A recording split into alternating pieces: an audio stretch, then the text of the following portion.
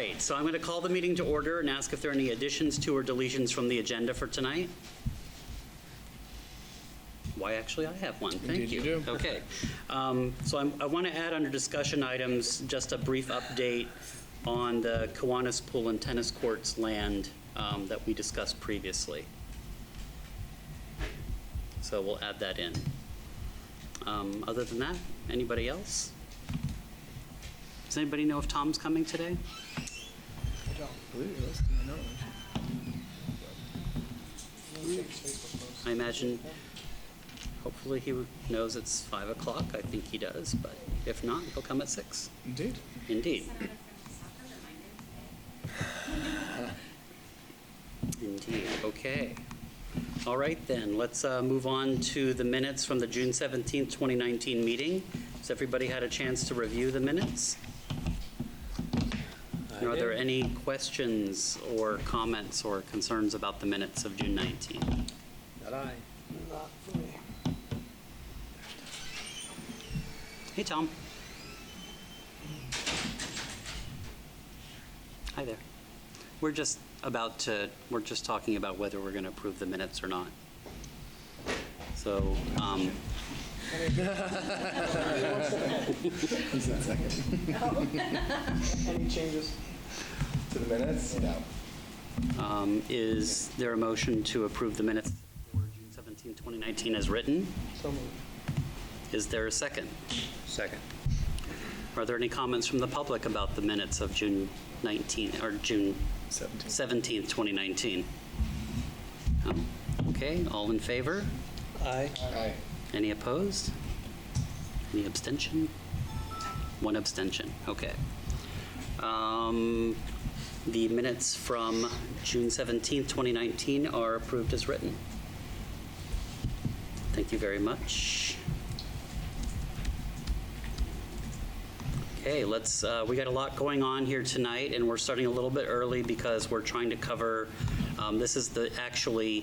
we normally take a board retreat for a full day sometime in the summer where we discuss various issues, where the board works on different issues regarding the district. We set our goals for the coming year.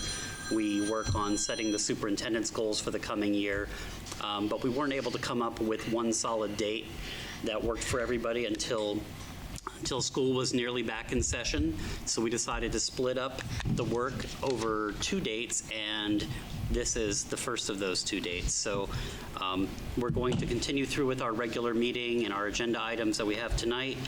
And then one of the last things that we're going to do is enter into a board retreat, which is open to the public. We will be discussing the foundation of a strategic plan for the district, which was previously noted as one of the things that we wanted to highlight and wanted to work on during this year's retreat.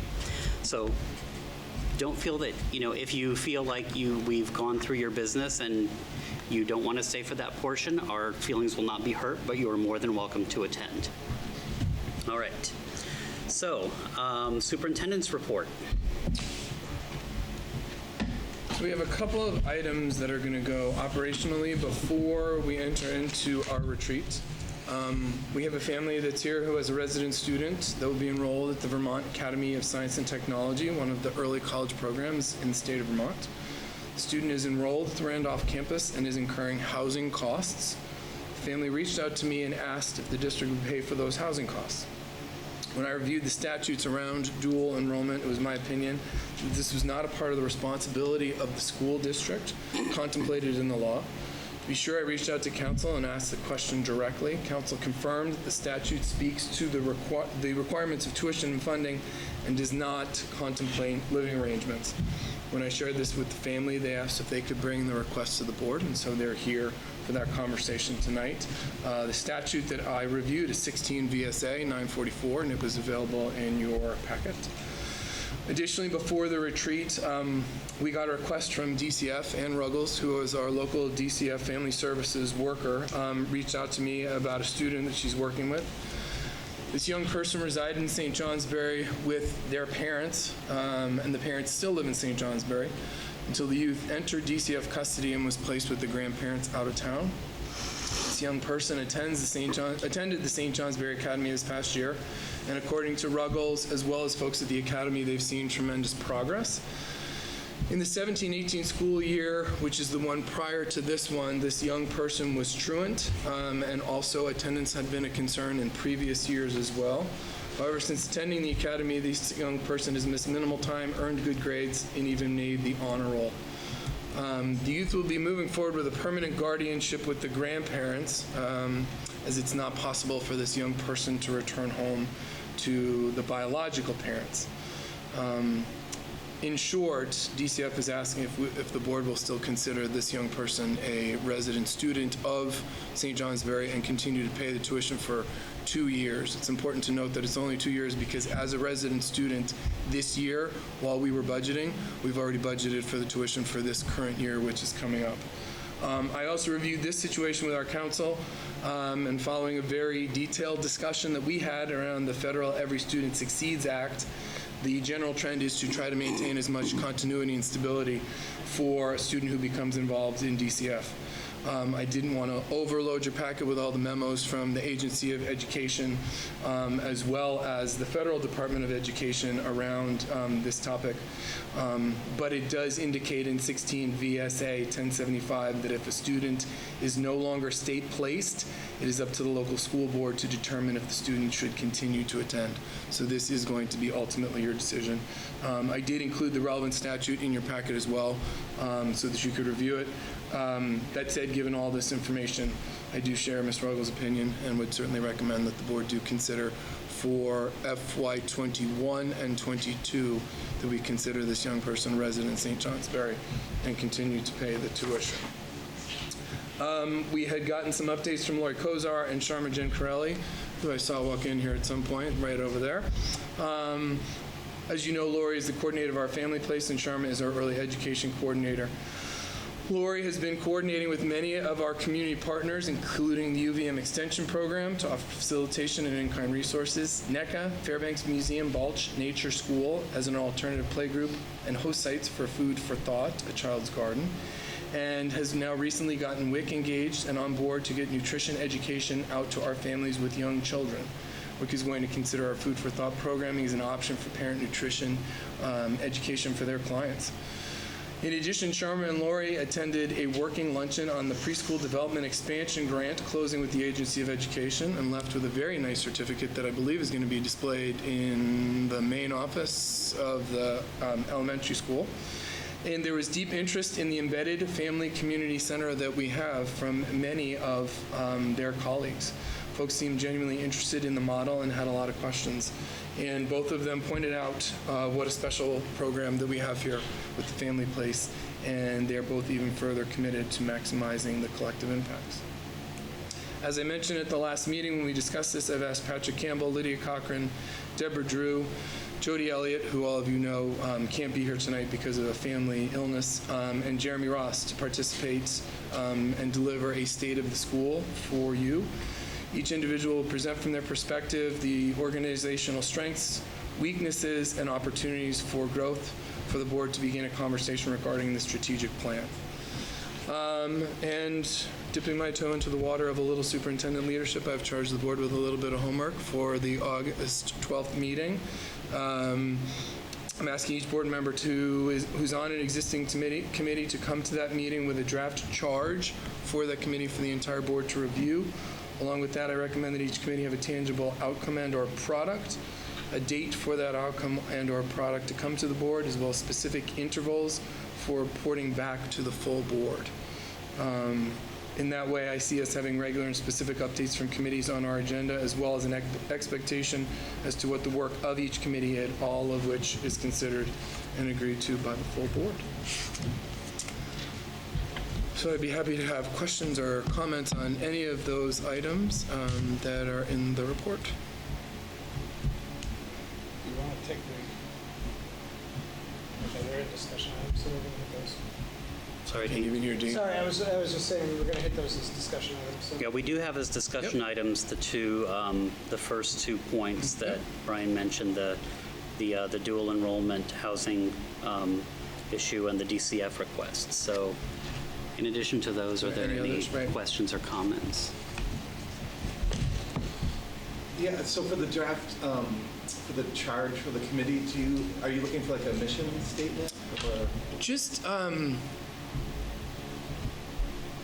almost like a goal, so for the upcoming year, the PR committee's goal is X, and we're trying to come up with some kind of product or outcome, and we think we should check in with the board every other month.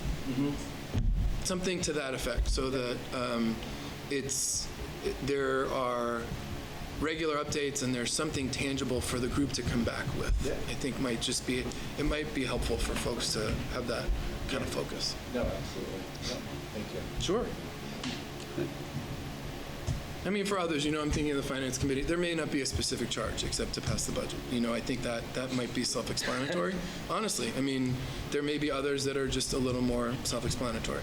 Policy Committee, same thing. It could be very simply to set a 3-year timeline by which we review all current policies in the St. Johnsbury School District, going from most outdated to most recent, something to that effect.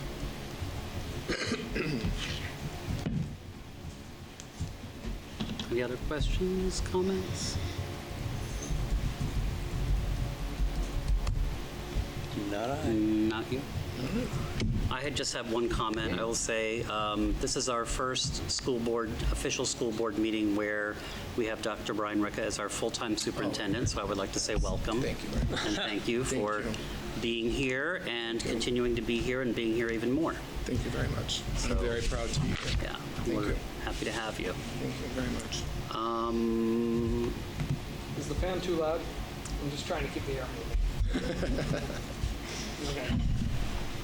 All right. Okay, well, thank you very much for that. My pleasure. So shall we move on then to discussion items? And the first of these is the parent request regarding dual enrollment housing. Hi. You want us to stand? You can Stand or sit, comfortable. whatever makes you comfortable. I'd like to stand, but don't That's okay. Just be comfortable. My name is Jasmine LeBlanc. I am a mom of 5 children that reside here in St. Johnsbury. My eldest is Hunter LeBlanc, who just completed his junior year at the academy. We moved here almost 5 years ago, and so I have a kind of a prepared statement that should outline our position. We moved here in part because we are homeschoolers primarily, and the vibrant homeschool community in this area is what drew us to move here. We have a great arts program, and the availability of enriching activities found both in the school system and around the town was a highlight for us. I've always taught my children that nothing can replace hard work, and have instructed and encouraged them that their best efforts would come with dedication to their studies. There's a great support of STEM and art in this community. We can proudly say that there is now a state-of-the-art academic STEM lab that was opened this past year. My daughter Sky was part of that first class that housed at the Fairbanks. My son Hunter is also part of the robotics team that saw their first division win this last school year, and he was also part of the mathematics team at the academy. In addition to that, the Skills USA team at the academy did very well, as they typically do. And I illustrate all of these because they're important to us as a family, and it also illustrates the commitment to this community to a broader education, especially in the STEM team, which is why Hunter is interested in VAST. When we looked at a high school for Hunter, he was not sure that he would attend a high school. He had contemplated being homeschooled all the way through.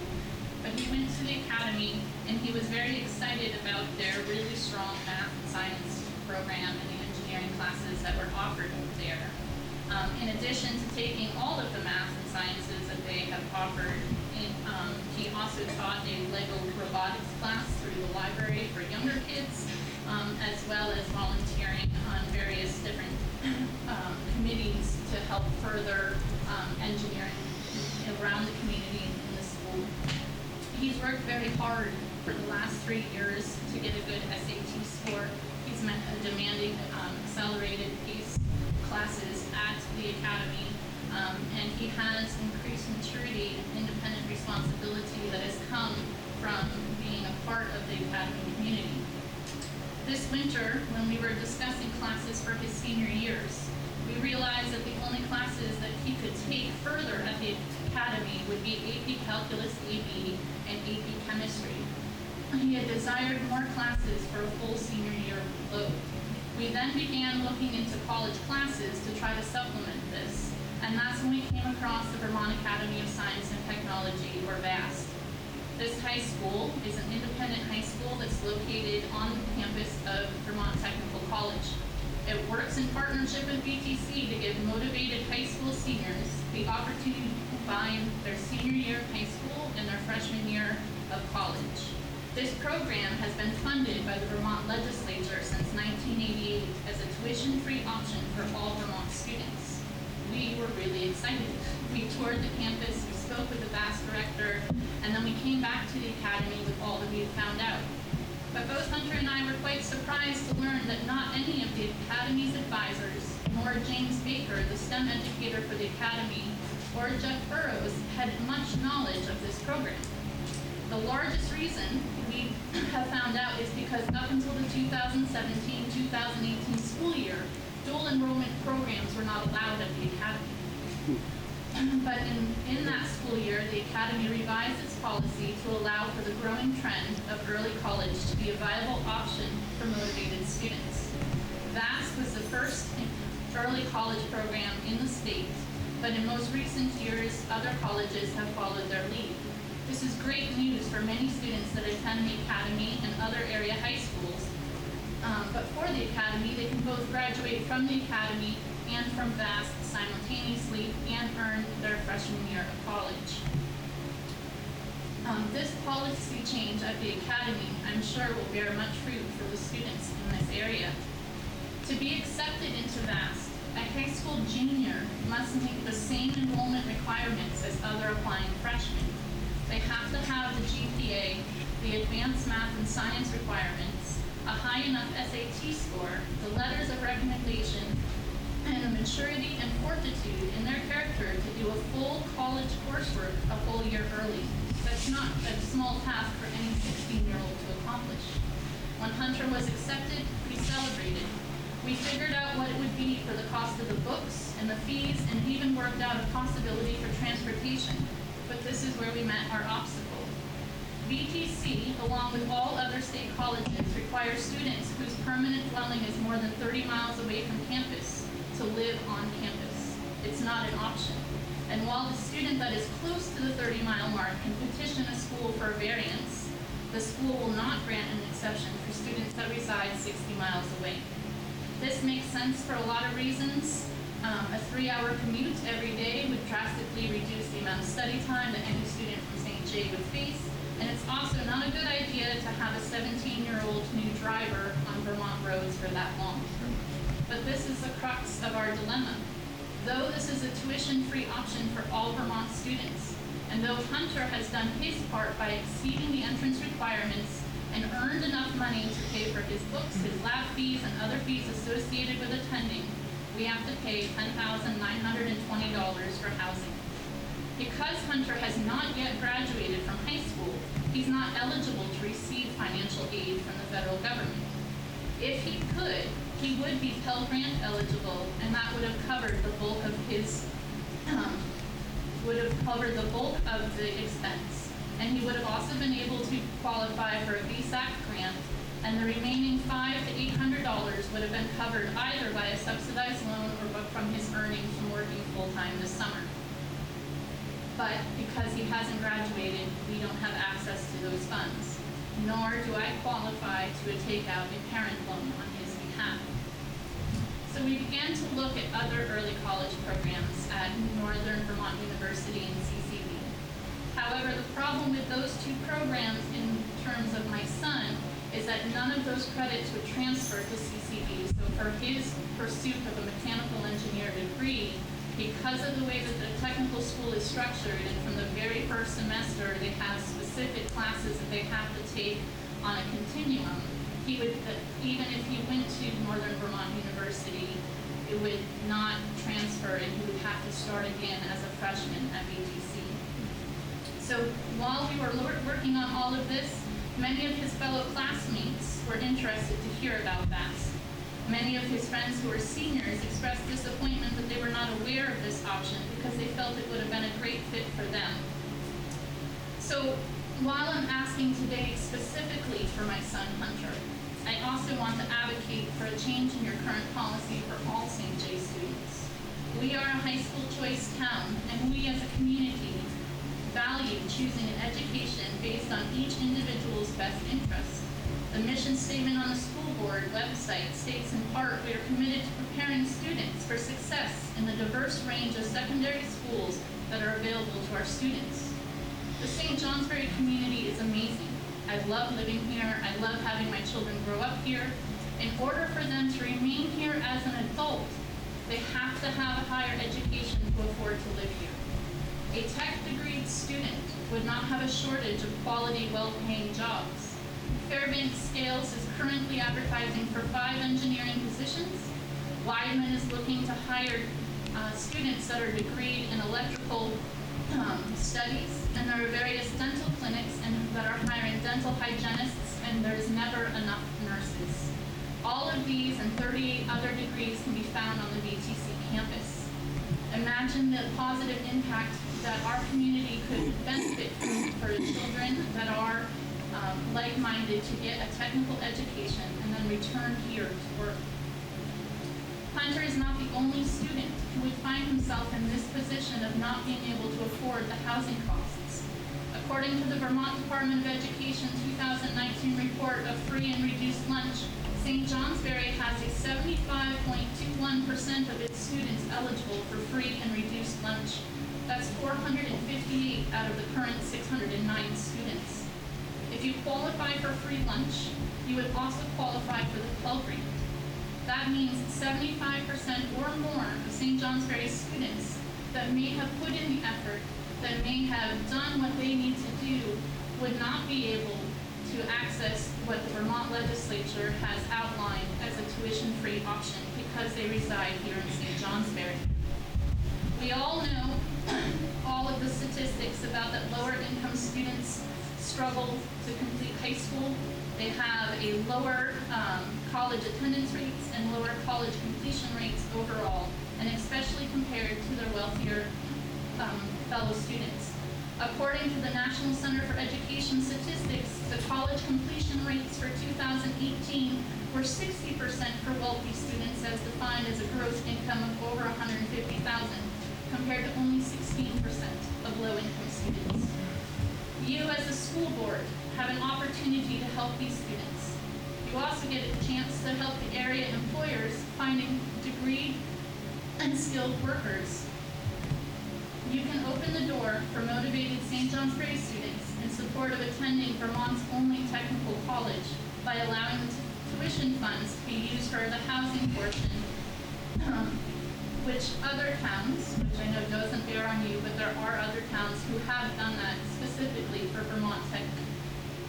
With a change in the Academy's policy to allow dual enrollment, I believe that the school board should also look at its policy so that way you can fully support our town's children in being able to apply for and be supported in early college. The cost of attending the Academy is set for next year at $17,760, whereas using the tuition funds to cover just the housing portion of BTC is only $10,920. That would be a savings of $6,840 that the district would realize. And it would also be sending a message to younger students that may have an aptitude towards a STEM career or in any of the 41 majors at BTC, that if you work hard and apply yourself, you can be rewarded despite your geographic location. That you can have the same opportunities that the kids who grow up in Rutland and Randolph and Braintree have. I implore you to break down the financial barriers that more than 75% of the students that you are serving would be facing. By saying yes to a change in your policies, you're electing a win-win-win situation. A win for motivated students to have access to further their education. A win for the community in support of educational opportunities for all of its students. And a win for employers in the region to have skilled and trained workers. And also a win for the school budget by spending less money for a higher education. I'm asking you to consider this on behalf of Hunter this year, but also for years going forward. Thank you for sharing that. It's a very, very powerful statement, I found. Anybody on the board like to ask any questions or have any comments? This is a year-long program? It is, yep, it would be, so he would be able to graduate from the academy, but not attend the academy. So that's their policy. So if he completes his capstone project, which would be in addition to his full course load, they will grant him a diploma based on all the work he's doing at VTC. And so to be clear, going to VTC is an option this coming academic year. There would be no tuition of any kind paid to the academy, Correct. despite the fact that he would do his capstone and graduate from the academy, That's correct. receive the degree there. And no So tuition, no tuition coming from to VTC from us at all? No, the tuition is paid for by the Vermont legislature. So the only thing that I would say is that Hunter would be responsible for the fees associated with this capstone project because there is no tuition money paying it. So that's something that Hunter has budgeted for in his full-time work this summer. You said that the legislature paying for these dual enrollment option, or paying for the tuition They at subsidize VTC? VAST. So Okay. the Vermont Academy of Science and Technology is an independent accredited high school that the legislature pays for the tuition for that piece. The students who attend VAST still have to pay the fees that are associated with the lab fees, student Right. fees, all of that, and for their own books, which is what Hunter has earned his money to be able to do. But the legislature pays that directly to VAST. And then the sending schools have the option to either allow their students to do a dual graduation, so they would graduate both from the Vermont Academy of Science and Technology and their home school, which most schools are open to doing. I've heard of a double major in college, but not like a double graduation from high school, but it's very impressive. Just out of curiosity, do you know how much the tuition is that the state fund, or that the legislature funds for VAST? I think it's somewhere around 17,000, but I'm not sure. It would be located, it's the same amount of money as what a freshman's tuition would be. Okay. So for just the tuition rate, it's the same rate. So I think it's somewhere around the same 17. And you said the legislature started offering this tuition, In 1988. 1988. Okay, so this isn't recent. No, All right. it's just, I think it's recent only to here because up until 2017, 2018, The academy didn't students have it. didn't have the option of doing a dual enrollment. I see. Does anyone know what those rules are? We are a tuitioning town. You can tuition to anyone. Right. I'm not sure how the rules are written, honestly, at the state or town level, as far as what those funds can be used for. So, I mean, because we can tuition to anyone. Your tuition can never exceed the amount that you pay to the academy or to LI. question in this case is, what is the school district paying for? And again, I think this is a really difficult situation for the board because it's obviously a very compelling story and it's a compelling situation. There's no question about it. The crux of the matter from my perspective is that it would be paying for housing, which is not contemplated as part of the tuitioning law. That's what I'm struggling with. I completely agree with you. I think, and maybe it's, I'd also like to know what other towns, you mentioned other towns have done this. What other towns?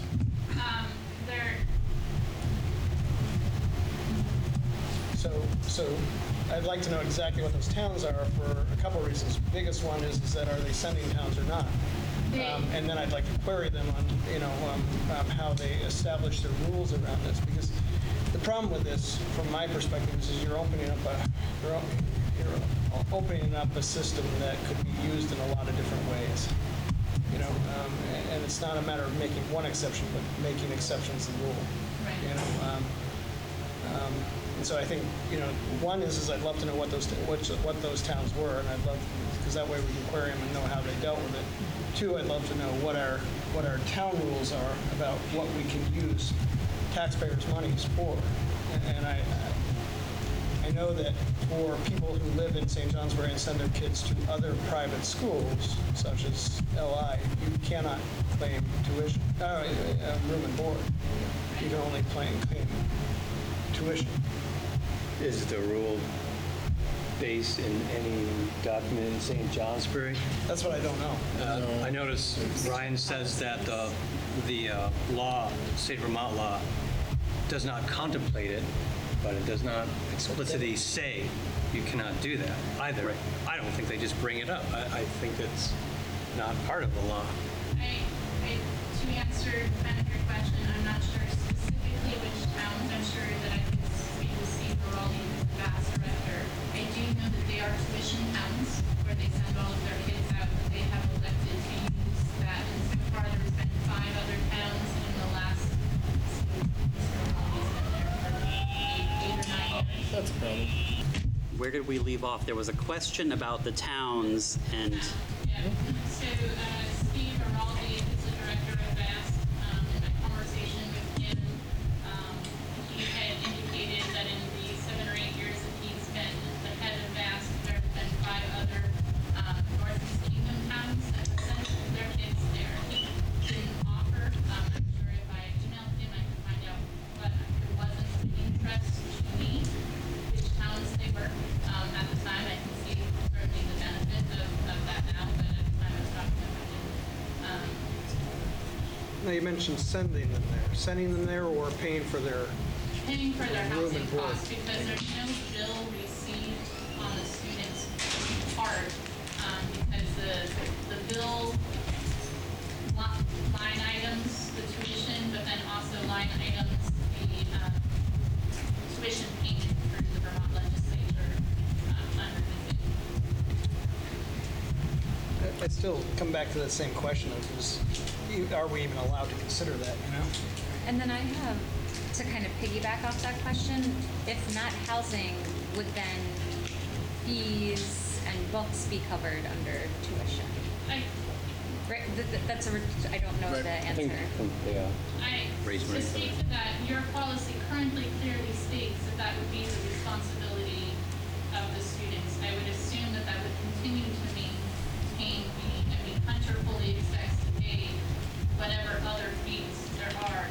Our only dilemma, and even in the way that you could craft such a policy to not open a can of worms and contain it to maybe VAST, considering that's the only other state college that wouldn't be serviced by a year at Northern Vermont University or CCB, would be that it would be only for the housing portion. Not that I want to do your job, please. no, input is welcome. I mean, I think there's a lot of interest in trying to figure out a way to see if we can help you. It's just a matter of if I'm gleaning the right points from the comments so far as to whether it's legally possible for us to do it. And if there's if that means that there's some, because from a financial perspective, I think, you've made a very compelling case, as well as from a societal perspective and things that are good for our community, which is very much part of our charge. So the remaining issue is really, for me at least, whether it's legally viable But there's for also us to do this. there's also the what ifs that you got to think about. So you can choose to graduate early from high school.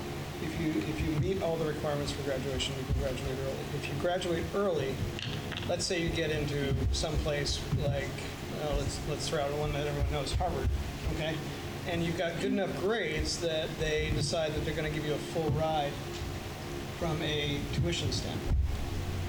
Should St. Johnsbury pick up the cost for the room and board? We've got I understand we've spent $17,000 on seniors, but at what point in time are we going to draw that line? And how do we draw it fairly and consistently? So, if someone chooses to graduate early, okay, they've saved the town $17,000 in taxes, but does that go as a gift, for lack of a better term, or a way of paying for their housing at a Harvard? And this is what I'm struggling with, is that I realize we're still finishing high school here. It's just, it's the, obvious extensions from this that you can struggle with a lot. We have kids who go to other private schools that, again, are higher tuition than the academy. We cap that Right. at $17,000. Right, because we have a policy to do that. Right. Right. Can I ask a clarifying question of Mr. Rankin? It wouldn't be your policy to pay for any education to a high school graduate, correct? That's So if you graduated early, you would be done your high school career and therefore not eligible for further tuition. But what I'm saying is that I can see the next query being, well, okay, I'm saving. Your argument is that you're saving the town $7,000. Their argument could be, well, why can't I have that $10,000 that they got for my room and board somewhere else? Well, certainly part of my argument is the savings cost, but I think my bigger option is that students in St. Johnsbury, and specifically my son Hunter, cannot take part of what the Vermont legislature has offered for all of Vermont students based because he lives in St. Johnsbury, and the tuition cost of $10,000 is not obtainable through the normal ways of paying for college, which would be the Pell Grant and the subsidized and unsubsidized loans and the VIII grant, because he hasn't yet graduated. And certainly I don't have $10,000 because Hunter has been working full-time for quite a while now to pay for his college tuition. And because of his grades and his SAT scores, he would be eligible for a VTC scholarship. However, he hasn't graduated high school, so they cannot offer him any financial assistance on their end because he's still a high school student. And they have a stipulation that anything outside of 30 miles has to be on campus. It's their stipulation. Correct. Right. I really hate to split hairs like that. Like, that makes me feel very uncomfortable with opportunity to access these opportunities. How so? It was What was stated. uncomfortable? I'm just for like You don't like the fact that BTC has it. by VTC having that policy, which I agree. truly does sound like it is in the best interest of the 17-year-old, has placed this in front of us 100% because of that policy. Right, they've and I'm placed the not splitting limitation. hairs, and Yeah. I'm not trying to point fingers, but I feel like that's a complicating factor in all of this. Well, I wonder, I think in the legal profession, there's always an argument with anything. The way I see it is St. Johnsbury School District is saving $6,000. The last sentence of our mission statement would certainly advocate for Hunter to attend this program. And they restrict kids from 30 miles and beyond. I wonder if there's a legal argument that can be made that this could in fact be considered a form of tuition, because I would certainly advocate for Hunter to go to this program. And I think it's a win-win situation for the school board with the mission statement and for the taxpayers to save $6,000. And the fact that the Vermont law does not specifically state you cannot do this. It just doesn't address it. It just addresses tuition aspect. So, there's always a can of worms with everything, I understand. Yeah. But I think, I always hear over the years the can of worms argument, and I get tired of listening to it, because when it's something that purely benefits the child and the taxpayers, yeah, I just kind of throw the can of worms out the window, but I do understand it.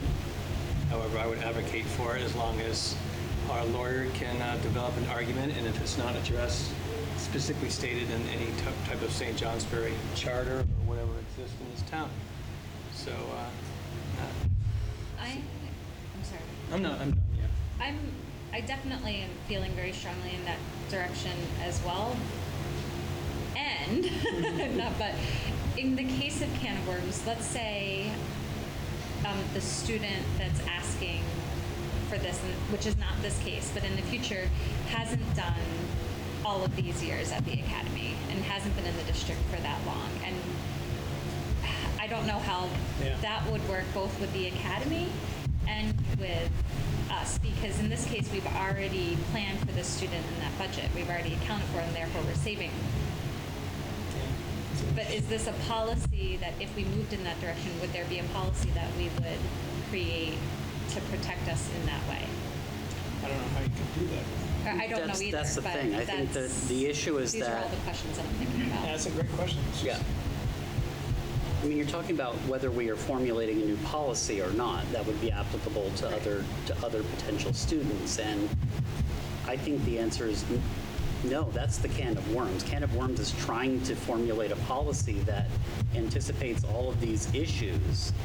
Whereas if we make some kind of decision one way or the other based on input from legal counsel as to whether we can do this, perhaps with supporting information about the other towns that have sent and paid for, somehow paid for, there might be a simple answer like 5 other towns have sent and have paid for housing and this is how they did it, that our legal counsel feels is completely within the constraints of the policies that we're working with. I agree with Mark's argument completely that it's sometimes you have to, the laws are usually not clear about these things, and they can't anticipate every single situation like this. And clearly, I think there would be some merit for VTC or VAST to consider revising its policies or figuring out some way that it can work with the Agency of Education to kind of bridge this gap or make a policy that works better so that more school districts can go through this, can take advantage of this without having to go to the board and having these discussions. Because why reinvent the wheel on this issue? I also think another avenue would be to reach out to our legislators and see if this is something that, certainly I would see our they're both named Scott. I can't think of the last. Beck and Campbell would be, I would suspect, interested in advocating for St. Johnsbury and other towns that are outside of this 30-mile radius. And perhaps it's as simple as getting an amendment into the law. If VTC isn't going to change their policy, there's a way to craft it so that housing can be considered, as long as it's not exceeding the capped amount at the local district. I think it can be crafted in such a way that it doesn't hurt local districts, that if it's within the school district's amount of money that they're already planning to spend, and specific to dual enrollment and specific to this requirement, which is in the best interest of the student, both academically and drivingly, in terms of driving, that they live on campus. I really think there are a couple of ways. I don't think that'll help Hunter, because I don't think that. No, I think that's in addition to. I think everything, from my perspective, everything that the board is contemplating right now are reasonable steps forward that I'd be happy to take on your behalf, starting tomorrow, to reach out to others in the Northeast Kingdom to see how they've handled this, running it by our council, and I think it would be reasonable to start by reaching out to the other groups just to see what they did, because that won't cost us anything but time. right. We just don't know who they are at this point. Right. So Right. if we get But you those can names- find out who these other schools are, or else we can contact. That'd be helpful. And I can certainly, I have your email. Yeah, please. I can send those as soon as he gets back. Yeah. And I'd be happy to make some calls and talk to my colleagues and see how they've done it, and then bring it back. I also have a question. If Mass or the college were willing to accept the money that St. Johnsbury pays on a line item as tuition, but it just goes on maybe they're doing that already, you know? Maybe they're doing that with other schools already if they face this kind of situation. But they have to report to the Vermont State Legislature every year. They have to furnish a report that tells how many students, where they came from. And so if they're doing that, that would be hard to account for. Right. In their thing. And the vast majority of students, when I read their 2018 report, the vast majority of students for this past year were within a 30-mile. There was 0 from Caledonia County, there was 0 from Essex County, there was 0 from Orleans County. And as we got closer, there were more and more students. So, and I think in 2016, there was 1 student from Caledonia County, and then there was 2 from Orleans County.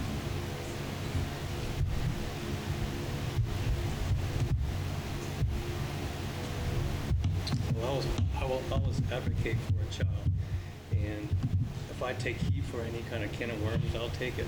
It's always for the benefit of the child. So I say make it work. And So would it help make some phone if, so calls. would it help if there would, and to avoid having the family come back and wait until the 12th, which is the next board meeting, perhaps you could craft a motion in such a way that I would communicate directly with Chris my findings on the information, and that if I'm able to get an okay from council based on what other sending school districts have done, I can make this work on behalf of this family, running it through Chris. That avoids having to come back and have the family wait until the 12th. And it is a time sensitive. And I completely agree. yeah, That's why I'm trying to ask you to, if you as a board are comfortable with me running this through Chris, I suggest that we ask the family to get me the information from those earlier towns, particularly the student that came from Caledonia. I'd love to know a year ago how they did that. I would communicate that to both our lawyer and to Chris, and as long as the lawyer okays it and Chris okays it, we can move forward in that way. And I'll keep the communication going. Family, lawyer, Chris, in that regard. Does that work for all of you? Anybody like to make a motion to that effect? What was your last name? LeBlanc's. LeBlanc. LeBlanc. So I'd like to make a motion to allow the LeBlancs allow St. John, allow the school district to compensate Vermont Academy of Science on behalf of LeBlancs for their entry to their year-long program contingent upon superintendent's discussions with his legal advisor. And should we add to be worked through with Chris or? And then reported to the board chair. Not to exceed. Not to exceed the Well, amount. not, yes, right. And speak up just a little bit, sir. Thank you. Okay. Not to exceed the tuition amount that's been presented, perhaps. We know it won't. I mean, the housing is 10,000 and change. 10,900. We've already budgeted 17 for him. Do you have that? To exceed the $10,000 and change as presented to the board on July 15th, 2019. Is there a second to the motion? I'll second it. Are there any questions from the public about the motion that we're about to vote on? No? All in favor? Aye. Any opposed? Abstention. All right. We will investigate the matter with the superintendent and our legal counsel. If you can furnish that information to Dr. Ricca.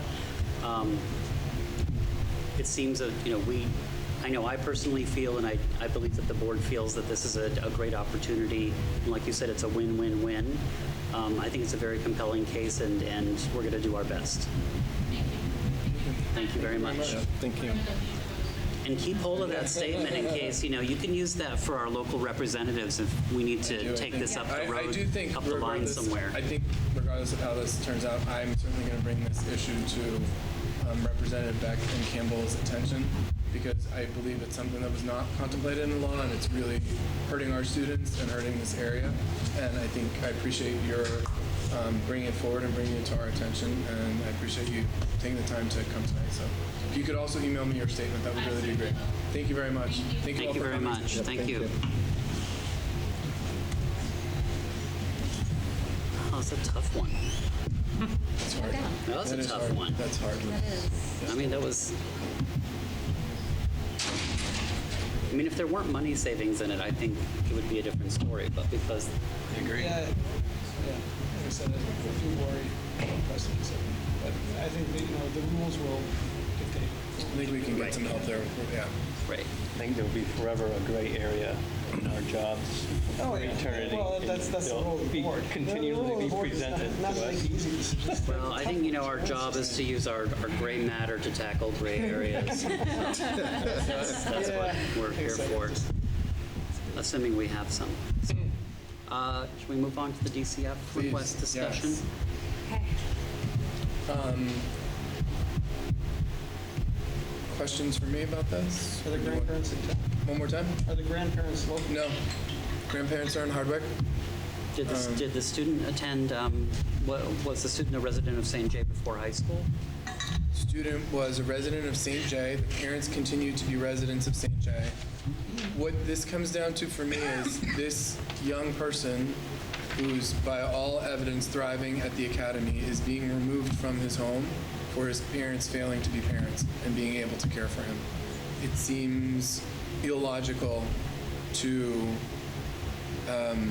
take him out of an environment where he's thriving, where ultimately the cost would be $34,000 to $37,000 if you assume the 3% interest on the last 2 years. Because as I said, we've already budgeted the tuition for this young person to attend this year. And it is contemplated in both ESSA, which is the federal law, and in state law. This is literally your decision what to do with these. To quote what Mark said earlier, this is without question in my mind and in the minds of the people I spoke to both at DCF and at the Academy, in the best interest of this student to remain at the St. Johnsbury Academy. If the board says no, he would go to Hazen Union High School, which is the sending school for Hardwick. So out of curiosity, did the student go to St. Johnsbury School Correct. before? Yep. Having looked at these before, there were cases where we were paying 50% and the other town was paying 50%. I'm not aware of that. I mean, we could ask that if you're so inclined for It was the just, last 2 it's years. just more a question of, they're not having that tuition. Right. Again, for me, it comes down to this is what the state thinks is in the best interest of this child. It's not as if Yeah, they were for the first 9, well, I guess it's not 9, but what are you, 12 and 13 and as a freshman? For the first 13 years, they've been paying for him. We've been educating him pre-K through 8. We paid for his tuition in 9th grade. We've planned his tuition for 10th grade. Don't get me wrong, I'm not arguing. No, I know you're not. Best for I know you're a not. kid. It's more a matter of also, the other charge we have, of course, is what taxpayers' money. So I just was curious, I hear you. whether DCF has a means to make us a little more whole. I mean, I can ask her if she would reach out to. I'm not sure if there is a rule or not. It's just that's an area that's. I think the issue is that, the child was a resident of St. J, and through no fault of this child is no longer a resident of St. J. So the child is a minor, the child had no say in the matter. If the child were from Lindenville and, suddenly showed up at St. J for freshman year, it might be a different story, but I think there's, A Lindenwood tuition. Yes, I know what you for mean. somewhere else. Somewhere else. I think seeing things like this happen with students, it's remarkable what can happen for some students, and I truly appreciate what's in the best interest of the students. I appreciate the thought of asking for a 50-50 split because it does fall completely on us, but even if they said no, I would be in support of still saying yes. I would agree with that. I would say, we say yes, but it doesn't hurt to ask the question whether there's, I have no, I strongly believe that it's probably, that the kids should come finish up here. It's just a question of, is there a way of making it whole, or making us a little more whole?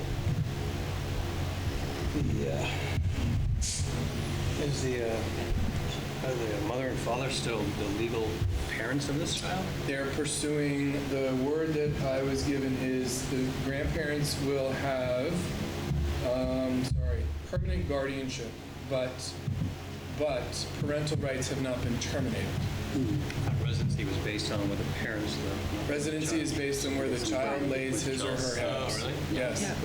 As long as the child is living with one of their parents as a resident student laying their head in one town, that becomes the town of residence. I agree with Dean. I think that it's fine for us to do the ask because I think that that's part of our responsibility. But I think that there's a clear enough argument here that if Hardwick were to say no for whatever reason, then I would feel completely comfortable for the district to continue to pay the tuition for the student from St. J Academy because has nothing to do with the student's choice or personal volition of any kind that they would have to move out of town to live with somebody else.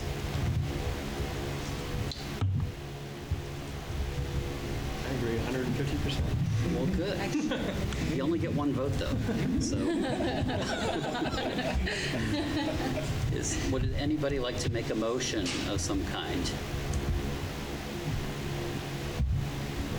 I'd like to make a motion to accept the recommendations from DCF and ESSA that the child remains at St. Johnsbury Academy. And we also contact Hazen Union to ask about this matter for partial compensation. Yeah. Dean, second in case you couldn't hear. Thank you. Sorry. Are there any questions or comments from the public before we vote on this matter? All right. All in favor? Aye. Any opposed? Nope. That's what we'll do. Thank you very much. Good. Thank you very much for bringing this to us. This is important stuff. All right. Gosh. In contrast, this will be very light, but the Kiwanis Pool and Tennis Courts update. So apparently we found out that the school does own the land. Bernie is now asking what we want to do. For both or what? Well, that's the question. So I just want to ascertain from previous discussions that I believe that what the board thinks or agrees to is that at a minimum, now that we know that the school owns the land, but there is no clear lease in place for either portion of this. The Kiwanis would like to have a lease for the pool and continue with that. Bernie's asking if we are, interested in taking over the pool or the tennis courts or both. And I believe based on previous conversations that we are not interested in taking over any of those things because the tennis courts would incur a cost of, at a minimum, $150,000 just to repair them in their current state, not to mention whatever liability, insurance, maintenance, et cetera, may ensue. I think that we encourage them to speak to the academy to see if they would be interested in doing something with the tennis courts, which We haven't talked to them yet. I don't know if, I have reached out to the academy about the tennis courts, and as I indicated at the last meeting, Tom had brought it to his executive committee, but that's as far as it had gone. Both Tom and this body needed some more information as to who owned the land, so part of doing the homework for this body will also result in me getting back to Tom and saying, we've got the land, this is what our council has told us, so that when we do or don't make a decision for the Kiwanis, they'll be clear as to who actually has the legal right, I guess, to enter into that conversation. So I think that, if we decide that we want to empower the superintendent to have to continue to have those conversations, I think we already have, from our discussion last time, to continue that discussion with the academy. But in the meantime, work out a lease with council for the Kiwanis for the pool area, because that's what they're interested in. And just to have something on the books, and to ensure that liability is clear about who's liable for what. Year round. Year round, yeah.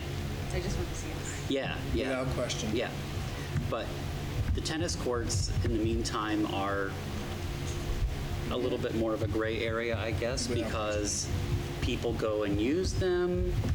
Who's liable for them? They're just down the road past the pool. There used to be 4. Is the third one completely not used It's got anymore? a sinkhole in it. Oh, a sinkhole. Yes. You could play golf instead. A big hole.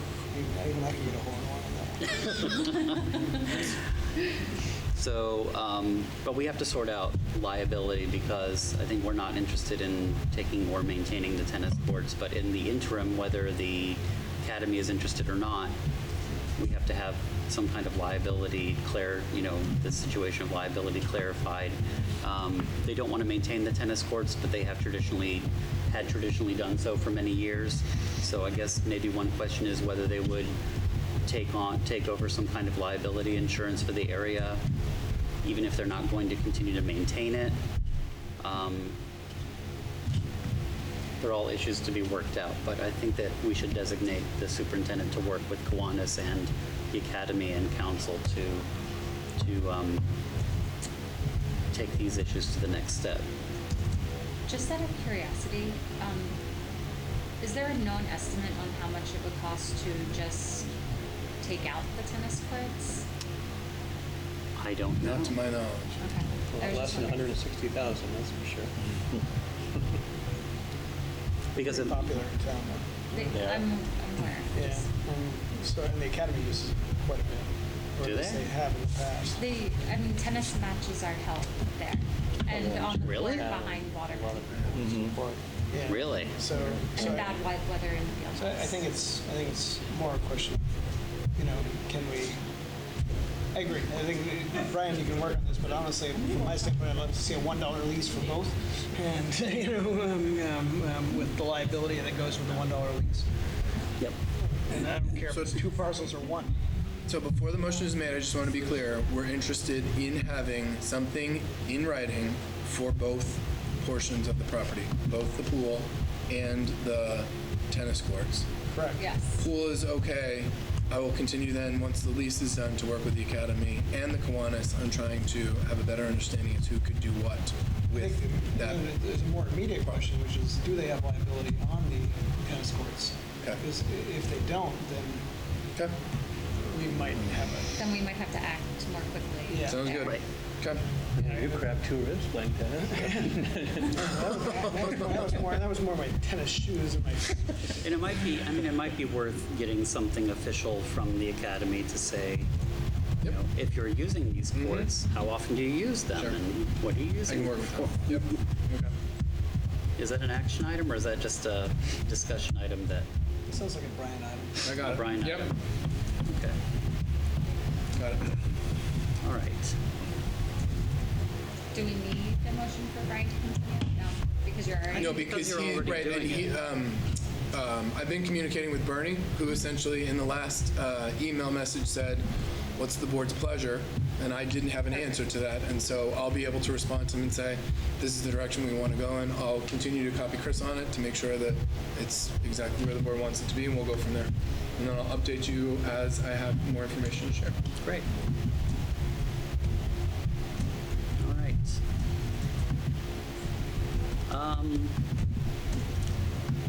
There are no action items on the agenda. So It's 6:16. We slated to go until about 8 o'clock with this meeting because of our board retreat portion. I think I'd like to interject and just say if there's anybody who would like to, we have a public comment section slated for way down at the bottom of the agenda, but if anybody would like to make a public comment now before we maybe take a brief pause and get some food or some snacks and sit down to start the board retreat portion. Does anybody have any comments or questions at this point?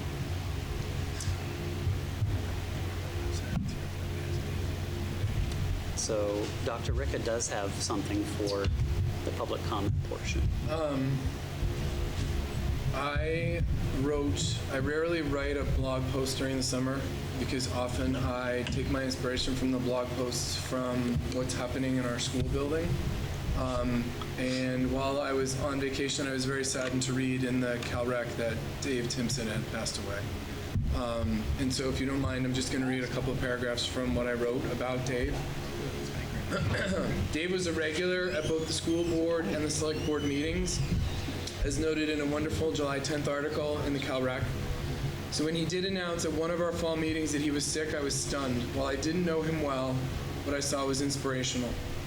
Dave took seriously the notion that an informed public was an expectation of every individual citizen. His presence, his questions, his careful reading of our materials, his ability to make connections to the work in the school and the work of the greater community, all that was quite evident to me in just a handful of meetings. Dave was respectful. His questions were tough, fair, and civic-minded, with the greater good of St. Johnsbury as the context. When you disagreed with something that was said, he let you know it. However, he was not disagreeable. I was not trying to split hairs. I was trying to make a point. Dave was able to share his opinions, his own opinions, in a way that did not invalidate the views of others. This is truly something that we can all learn from. Dave was open to being wrong. When he asked a question and was surprised by the answer, he said so. He was honest about his own misunderstandings in a way that was humbling and candid. When he was right, he let us know. When he was wrong, he owned it. Again, something that we can all learn from. Dave was consistent. He showed up. I felt his lack of presence at our board meetings. Besides members of the press, Dave Timpson, and unfortunately she's not here, but Joe Brayman, are usually the only consistent members of the community who attend our meetings. Joe is diligently carrying on in her public service, but who will replace Dave? In short, no one. We've lost a member of the St. Johnsbury community who cared very deeply about what we do. No, as you've seen tonight, board meetings are not glamorous.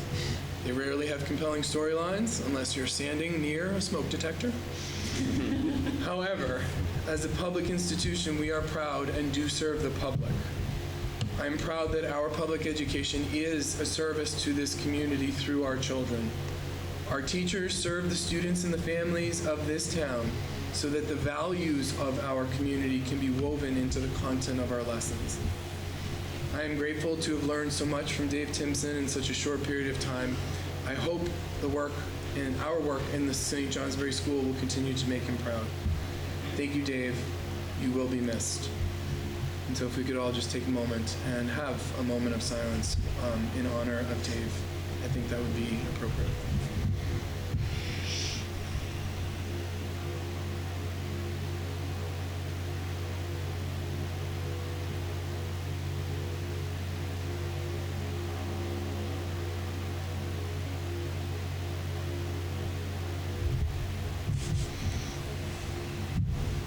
Thank you. Thank you. Snacks? For that. Oh, you're very welcome. Anybody else like to make any public comment today?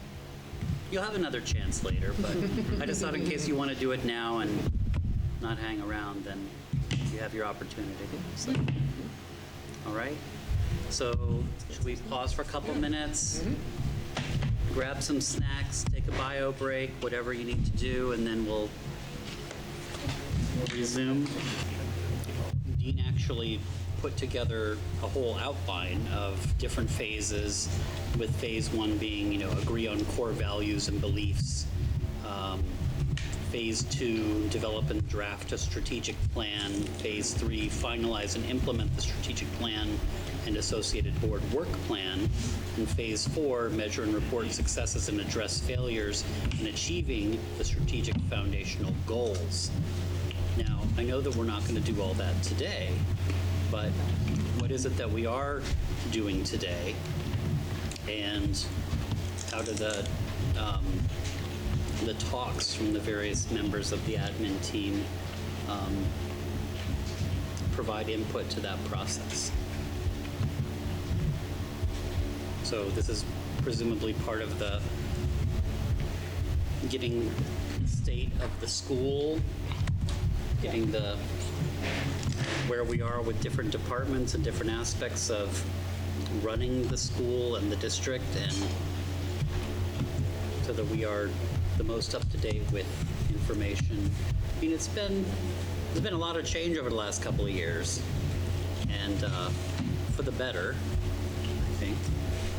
And things seem to be running smoothly and going very well. We've just completed our first academic year with a brand new admin team, with a new superintendent in place. So it's been a lot of change, and now it seems like a really good time for us to check in and figure out how to go forward. Does everybody just want to kind of get the state of things from everybody, and then we'll continue a discussion about how to shape this, or do you want to talk about shaping first? There are a bunch of different ways you can go about this. Honestly, if you look at Addison County, they did it very nicely. So what they did first was to establish kind of a state of where the school was, from a structural standpoint, from a administrative standpoint, from a curricular standpoint. They then actually went on to, they had 3 meetings. I honestly think that's probably at least one too many, where they open it up to the public and to the teaching staff to come in and say, well, what do you guys view as the important points that we need to touch on? Because you ultimately want to have 2 or 3, at the most, 4 goals in a strategic plan. And then once you establish your big rocks, or the things you really want to move, then you really get down to the nitty-gritty. You form committees of people in the know and people with vested interests, and you formulate a plan on each one of those. But I view this as a kind of where are we now? So hearing from everyone where we are, kind of giving us a sense as to where we're starting. And to speak further to the around 4 goals that you had mentioned before, you'd provided some examples. One was educational success. 2 was physical plant upgrades and replacement. 3 was engaging the community in education. And 4 was cultural awareness and acceptance. And there was a 5th one, operational and educational systems development. So very overarching kind of areas under which we could presumably break down other goals and objectives from those. But those aren't necessarily what you have to choose. Right. Those were just examples of ones that various school districts used. Anybody else have any questions or comments about the process before we start hearing from some of our teams? All right. Who wants to go first? We will. Okay. All right. Would you like to introduce yourselves for anybody who doesn't know who you are? I'm Lydia Cochran. I'm field principal and I work with pre-K through 3rd grade. Jeremy Russell, principal and grade school.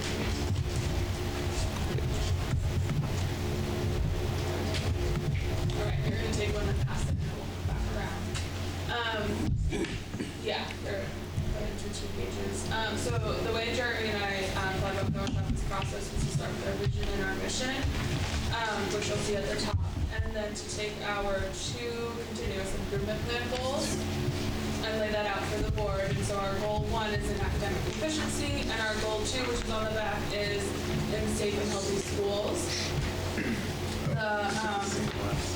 The overarching goal for each of them is listed there, and then we went through and said what are our main strengths, areas of growth, and opportunities for each one of those goals. we'll have a chance to introduce these and talk about them here. And with Jody Elliott's presentation, it'll go more in depth on these as well. So we'll have a chance to start the conversation now and continue it with Jody, who's here. Any questions about the process? So we're going to start with this one. The second page is around preschool and special education information. Charlotte's here for this today, which is wonderful, and Kara is not able to be here, so they prepared additional information for us to talk about, which I'll fit into the goals as well.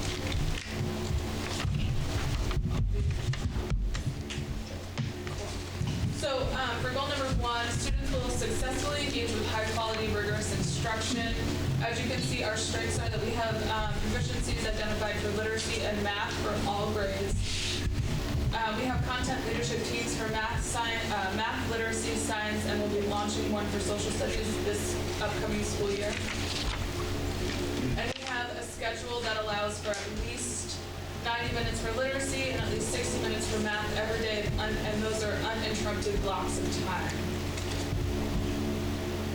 Our areas of, in addition to that, our preschool teachers, which is laid out on the second sheet, have extensive training this year to provide rigorous Tier 1 and Tier 2 instruction in their classrooms that Sharma has carried out for you here. Does everybody understand what Tier 1 and Tier 2 instruction means? But feel free Does to everybody elaborate. here understand what for Tier 1 and anybody Tier 2? is. Okay. Feel free to elaborate for anybody watching at home. Okay, so Tier 2 is the general instruction of the content. I'm teaching this class, this is what we're going over. And then there are, Tier 2 is adjusting for different needs of the students in the classroom. Thank you. Okay. Areas for growth. We are still developing proficiencies for science and social studies. In the meantime, our teachers are following the NGSS and C3 standards for both NGSS for science and C3 for social studies. So there are standards that the curriculum is following, but we are still in the process of developing proficiencies. NGSS stands for Next Generation Science Standards, and C3 are Common Core. As well as our next area for growth is to be fully implementing proficiencies for all students in all content areas. That's where we're moving forward, and that's where we need to grow. There are opportunities in our future to develop a more meaningful grading system that matches proficiency-driven education and how that aligns across the different grade levels, as well as to create a stronger middle school model with now that we have 4 content teachers per grade, which is really exciting. So those are our strengths, areas for growth, and opportunities for our first. Yes. So as you look at the second page, so our special education strengths, you'll see that our special educators have increased training in specialized instruction and assessments, which will touch on to our ability to provide differentiated instruction and meet the needs of all students. All of our special educators are licensed, and all of our paraeducators will be considered highly qualified after a few new hires complete the para-pro test this summer. So we have a very skilled workforce working with our students in the building. Some of the challenges that both our preschool and our special education programs face is that we have 9+ classrooms in a 20-mile radius within the city of Johnsbury area, plus several partner programs in nearby towns, which can make classroom visits and supporting licensed teachers pretty challenging. That's for our pre-K program. 4 of our teachers in our pre-K, our collaborative pre-K programs are on provisional licenses, and although we have made great strides to have common professional development, and more work needs to be done. We also have an increasing population of students that have experienced trauma at a young age and need additional social emotional development, which is putting taxing classrooms and the ability of teachers and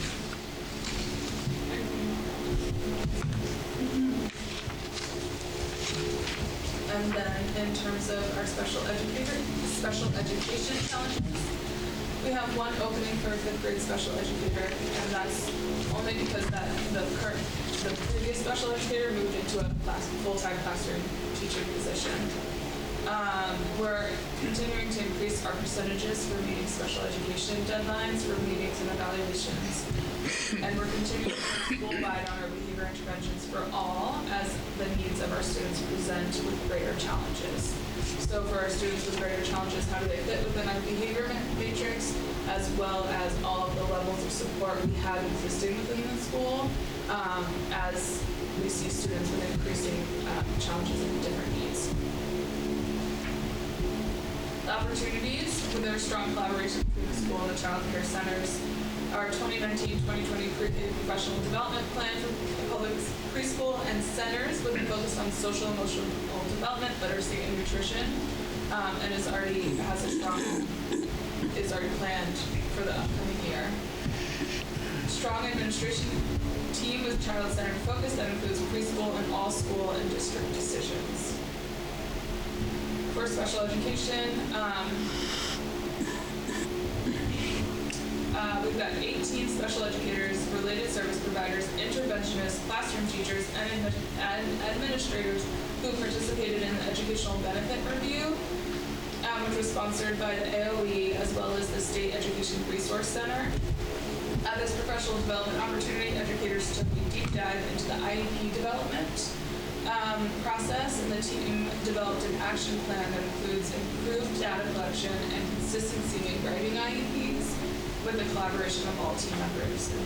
Anecdotally, we heard really amazing things from this session, and that it was really powerful to get all on the same page around writing goals for an IEP. And those are the strengths, challenges / areas for growth, and opportunities for all areas of our school. Goal number 1. Okay. Goal number 2 is safe and healthy schools. So that really focuses on how our students are receiving differentiated instruction to make sure that we're meeting their academic and social emotional needs. So strengths that we see right now are that we have an academic support team and interventionists who will be focusing primarily on the primary grades this year to provide a really strong early intervention approach. So by primary, we're working mostly with grades K through 3. Teachers this year will be taking part in PLCs during our professional development time. During these PLCs, we're working to deepen our ability to use classroom data and local assessments to differentiate for our students. And we have a more defined behavior support team, which includes counselors, behavior specialists, and behavior specialists that work really hard and effectively to support students and their social emotional needs across the board. Areas for growth, because we have refocused our intervention team this year on grades K-3, we don't have that team approach at grades 4-8 this year. We made that decision because we feel strongly that students in our early primary and primary grades need that intervention first to catch up sooner. So we'll be working this year to think about how we can work to differentiate as effectively for our students in grades 4 through 8, but with a different approach than what we use in primary grades. And another area for growth is a stronger connection between our academic and our social emotional functions. Opportunities for us this year continue to be to develop a coherent, multi-tiered system of supports for our school. And one of the outcomes of our scheduling this year is that we've taken our school counselors mostly out of teaching during the UX blocks, which means that they will have much more time to be able to pull out services, make one-on-one connections, small group work with our students, and address more of the social emotional needs of our students on a more regular basis, more consistently than we've been able to do in the past few years. That is goal number 2. If you just refer back to the mission and vision, really the pages that the directors reviewed. This mission and vision have been our school mission and vision for a few years, and sort of driving factor behind our improvement plan, and ones that we refer back to pretty regularly when we're thinking about what's the next best step for us as a school when we're making decisions about academic needs, behavioral needs, social emotional. Questions about any of that? Would you see any need to update the vision? Or is it pretty much where everyone wants to be? I think it seems to still be the right thing for us. When you say a couple years ago, sorry. Good question. I'm not sure what the exact date is. We can look back to when it was generated. It had a couple of different versions over time. This version probably was maybe 5 to 8 years, maybe a little bit less than that. It's been. I'm not guessing. I'm not sure. Thank you. And PLCs are what professional learning. Professional learning communities. Yeah. So, and how often, like, will teachers, says they'll take part in PLCs to deepen their ability to use like classroom data and local assessments. So just like fairly often. Yeah, so twice a month we'll have formal time to have the PLCs come together, and we'll either do unified topics or do some training around setting norms, getting the PLCs launched, and then how to check in as they go. But they're expected to continue that practice during their teacher work time as well.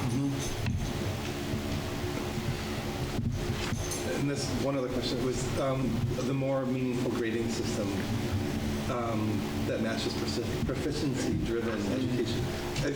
Could you just elaborate that on a little bit? So what I saw this year is that as we're developing the deficiencies and adding to and using them to drive our curriculum, our grading system is a little bit slower to catch up, and so making sure that teachers are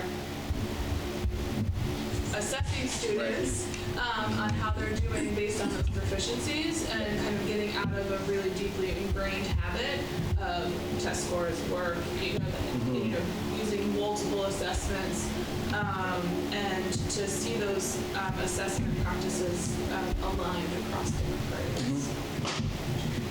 So that'll be like coming this coming year, or is it? No. No. That's it's just it'll need some substantial work and some change. And before we move in that direction, we have some work to finish with defining efficiencies, looking for the other content areas. Yeah. So it's a multi-year plan for that part. That sounds good. Shifting your grading system too kind of like shifts the ground that everyone stands on as well. So want to make sure that we it's a multi-year process. And the grading is really based on like standards, and so it'll sort of get away from that, or it'll just be. Those are questions we have to answer while we're working through the process of what that change means and what the final outcome will look like. And I think that it's too early on in the process for us to sort of guess what the outcome will be. I think an effective grading system in the end will be the result of a really thoughtful process. And as Lydia said, grading change is a really personal thing for teachers and kids and families, and we have to be really thoughtful about how we make changes moving down the road with that. I would imagine. I was just going to say, so we're really in the process of just knowing that it's something that we can do background, and that's pretty much as far as we've gone. I would imagine in much the same way we've tried to roll out Alice very thoughtfully with community presentation and community input. That will certainly be something that once we are ready to talk about it, I imagine we're going to have community meetings about it. Plenty of time for questions and answers. Other districts are further ahead of us in this regard, but the good thing for us is we don't have the high school question to worry about. Where my kids go to school, CVU has had to answer a lot of questions about what does the 3 look like when college is looking at that? Because they've gone to a 1, 2, 3, 4 grading system, which, having never had a 1, 2, 3, 4 grading system anywhere in my entire academic career, I had a few questions. As I imagine, if we go that route, other people would have questions about that as well. Part of the work, partly we do have a scoring system here now, so it'll be defining what does that mean. For the standards. What is that standard? What does the 1, 2, 3, 4 mean based on the proficiencies, and how do we get those scores for our students? Yeah. The other piece is better informing families, community, us as a school community on what proficiencies really mean and how we use those to provide instruction for our students, to assess their knowledge, their skills, and then determine like those next steps. And I think that that's a bulk of work too, both for us here at the school and then sharing that information with parents and community members. I'm interested to know what's your I don't know if this is a question for you or for Jody, but what's the proposed timeline for having proficiency standards for or proficiencies for science and social studies? Is there a kind of in the planning? So the science leadership team began that process this year, and I think they're close to being done, to having proficiencies for all grades. And so Jody will probably talk more about that when she presents, but I know science is very close. Social studies is launching this year, and we'll do that process along the year. So by the end of next year, they will either be finished or close, because they're modeling the process of math and literacy. And that's what science did the same thing, so that's what helped them move more quickly this year, and I imagine social studies will be able to hit the ground running as well. And I need to correct myself. C3 does not stand for the Common Core. It stands for College, Career, and Civic Life Framework for Social Studies Standards. They're actually standards that relatively drastically change how social studies is taught based on the historically typical way of teaching social studies, very inquiry based, and really shifts when certain content is taught. Grade levels will have different. There will be some different expectations for grade level teachers based on this change in standards. And C3 standards are not overly well known. They've sort of been rolled out generally over the last few years, and as a school we haven't latched onto them terribly tightly. So social studies teachers who are teaching specifically social studies, so that would be for the most part grades 6 through 8, will use those as their guiding tool this year. Teachers in the rest of the building who are teaching social studies, the expectation that we have for them this year is that they're fitting that in to the best of their ability when they can, but that language arts and math are the priorities for instruction and time this year. But they also will lean on the C3s as much as they can. But we will not be we will not be Unreasonable. What the social studies instruction looks like is the same thing we will be for language arts and math. I suspect it goes back to, again, more of a question for Jody, but how are we establishing what a proficiency is? That's a complicated question. Jody will be able to explain the process. All right, so it starts with the Common Core standards and it builds from there, but it's not as simple. What do we think? It's basically taking this and narrowing it down to this. With what Jody uses is a really defined process using the leadership team's regional content areas. Are we, and again, I know I'm asking a question that's probably more for Jody, but are we taking into account whether the high schools here feel that the Common Core prepares them well enough for entry into high school at the math, science? So I'll answer that this way. We've begun some conversations with the Academy this year, being our closest high school. Right. Ultimately, it's our responsibility as a public school to make sure that we're aligning our proficiencies and our instruction with the Common Core standards. So yes, there's that conversation with the Academy and ultimately we hope moving down the road other high schools as well. But the end result is whether the high schools feel like the Common Core is the right fit or not. That's what we're held responsible for. So that's what our proficiency work reflects back to.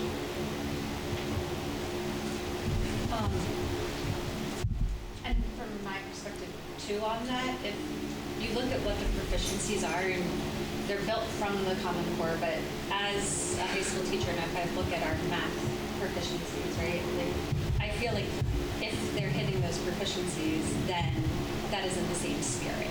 And it kind of takes that broader picture, takes the individual Common Core standards out of the picture a little bit more.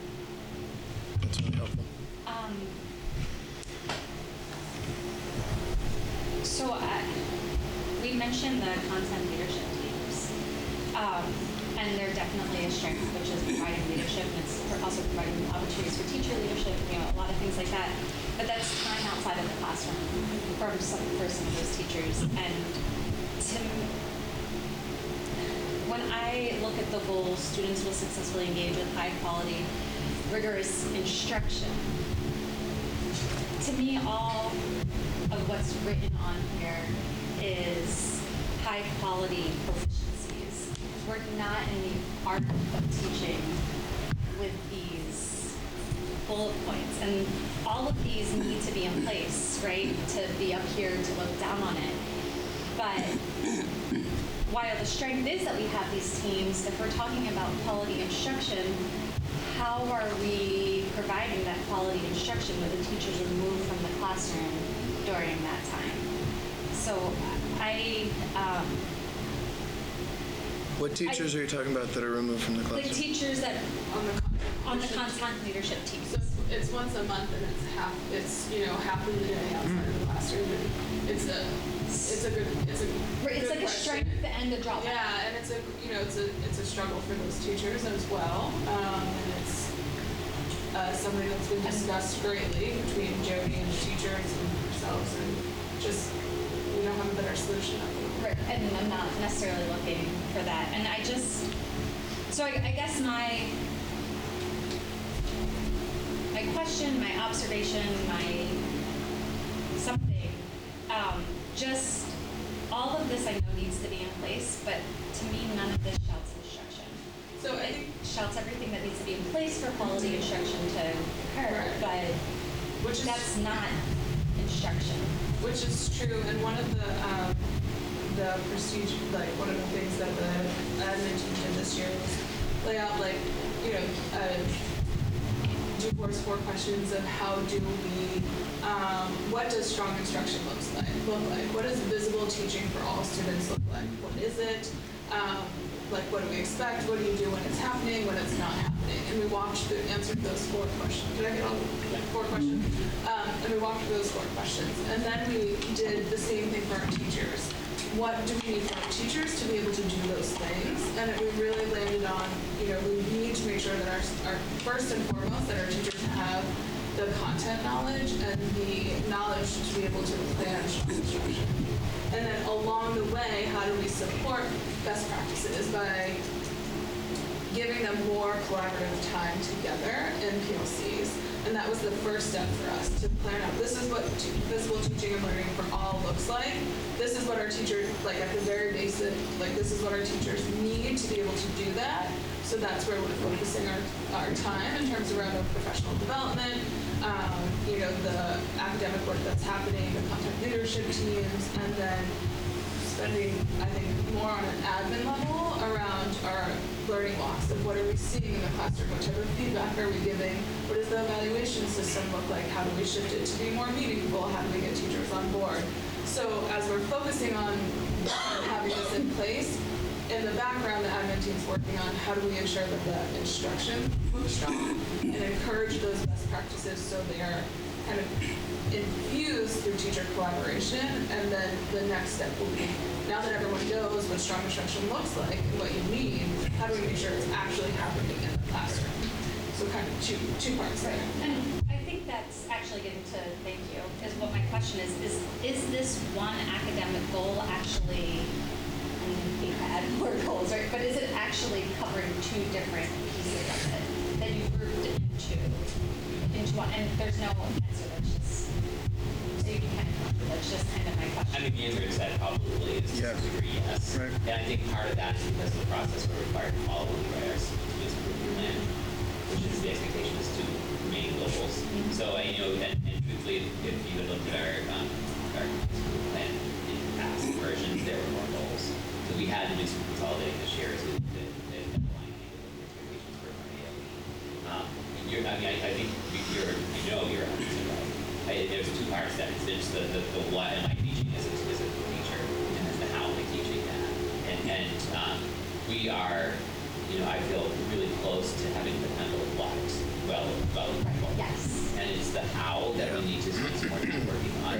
And that will come through our PLC work, it will come from our learning walks, it will come from the opportunities that we will have this year for more conversations with teacher teams and with individual teachers, and begin to really flesh out what does strong teaching at St. Johnsbury School look like. And I think that also gets to the conversations that we're going around about horizontal, alignment of curriculum, and then thinking about it going forward. If you have a horizontal alignment, everybody's on the same page, then when you start thinking about the feedback that you're giving and the proficiencies and what that looks like, and you figure out a tool to record all of this, that longitudinal data, everyone's speaking the same language. Right. And so, I mean, it's all interconnected. Honestly, one of the major first steps we took this year was getting a schedule in place that allowed us to have some consistency in amount of time that we're teaching. Past versions of our schedule have provided very inconsistent times. So even within a grade level, you would have some classrooms that are doing, language arts class for 90 minutes, and the classroom next door was doing only for an hour. That's a really big difference when you start adding up time over the course of the school year. So by really setting in place some priorities and making sure we had a schedule that was consistently providing that time for classrooms and for teachers and students, now we can really use that as a jumping point to say these are what pieces that we expect to see, and keep building those toolboxes for teachers so they have the skills to be able to be really consistent in that journey. What you'll see with Jody is that this goal is broken down to smaller SMART goal. Smaller, so maybe not the best. Right. But this SMART is the goals. overarching Right. goal, and there are SMART goals that are attached underneath that cover the broadness of this goal. And the process that the SIL team went through is to rate ourselves on these goals, and then go through, a process that led us to why aren't we meeting them? And the number one answer that came from this year was not having a schedule that allowed for that time. So now our hope for, if we were to do it again, that wouldn't be the answer when it came to why are we not getting there. We're working as a school to really take one step at a time to get to the point where next time it's because we don't all have the content around what proficiencies are, or we need a better evaluation system, or, whatever's going to take our community the next step forward. What do you think are the biggest challenges, just because I'm sure that you've talked about this at some point over the summer so far, what are the biggest challenges for you to accomplish what you've kind of laid out as your two goals? And it could be anything, but just, is it shifting teacher culture? Is it dealing with families who may not understand what exactly is happening in the school? Is it... My answer, I think, would be is having a common language. So what is visible teaching and learning for all mean for everyone, and can we have a common language, a common idea of what that is with the size of our school? And I think that is a culture shifter as we move forward. But it means different things for different grade levels and different teaching philosophies and the way people have worked in the past. So. Yeah. I think we have to, I say the obvious, which is this is not easy change, and it's not simple work. And, even though you said, look at the amount of time that we have with our staff during the course of the week, month, over the course of the year, professional development, when you factor in services, early releases, teacher meeting, or staff management Tuesdays, that there's a lot of time. It's not nearly enough, and we have struggled mightily to fit everything in that at the low end of what we wanted to be able to do this year. So working really smartly this year to fit in what we need to fit in and use our time really quickly and purposefully will be really important for us to move forward with this work. It's not a 1 year. It's not like at the end of the Right. We're going to say, we did it, we're done already. Lives have been totally different. It's many years of hard work. Sure. But in terms of, shifting culture is such a huge task, whatever the area or industry or whatever you're in. So how do you go about kind of rating your success or noting your challenge? If there are additional challenges that pop up, or just do you have a kind of I'm sure you go through assessments and evaluations of how this is going, whether it's on a yearly basis or quarterly or however you're doing it. But I guess based on that, do you feel like, I feel like on the periphery, things are going great. I love seeing all of these things happening, whereas a few years ago, people said, well, we don't really have a school curriculum. We have, everybody knows what they're teaching, but we don't have a kind of unified anything. So we've come a huge distance in a short period of time. And I think we have a great staff and people who are dedicated to doing this work. But how do you feel like you're going along compared to, what you wanted to be able to accomplish this year vis-a-vis that culture shift, and have you been able to reframe what your own expectations are for the coming year?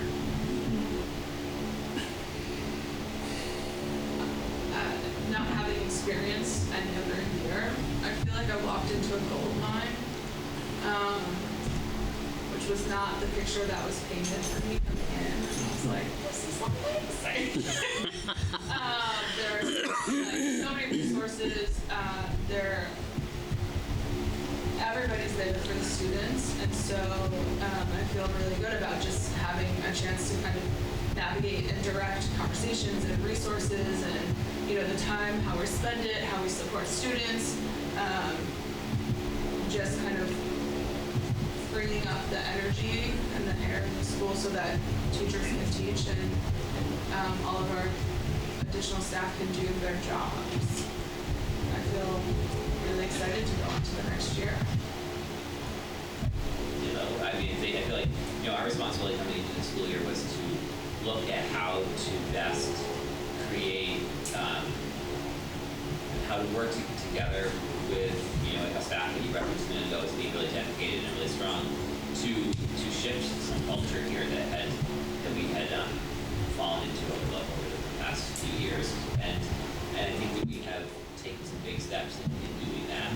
I think that we, so it works. We're always going to. We're a big school that presents lots of challenges. It puts us in positions where we have to work, hard together to move in the direction that we want to be in.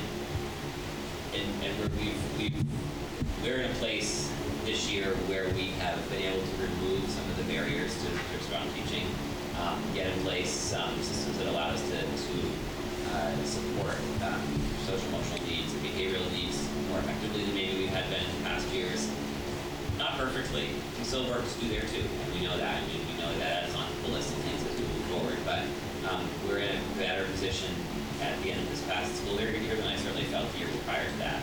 And I echo what was said. I think that we're in a really great place to move into the next school year, and I think we have a ton of potential ahead of us. And that's not to say that we're not going to have some missteps along the way. We're going to, of course we are. But I feel like I was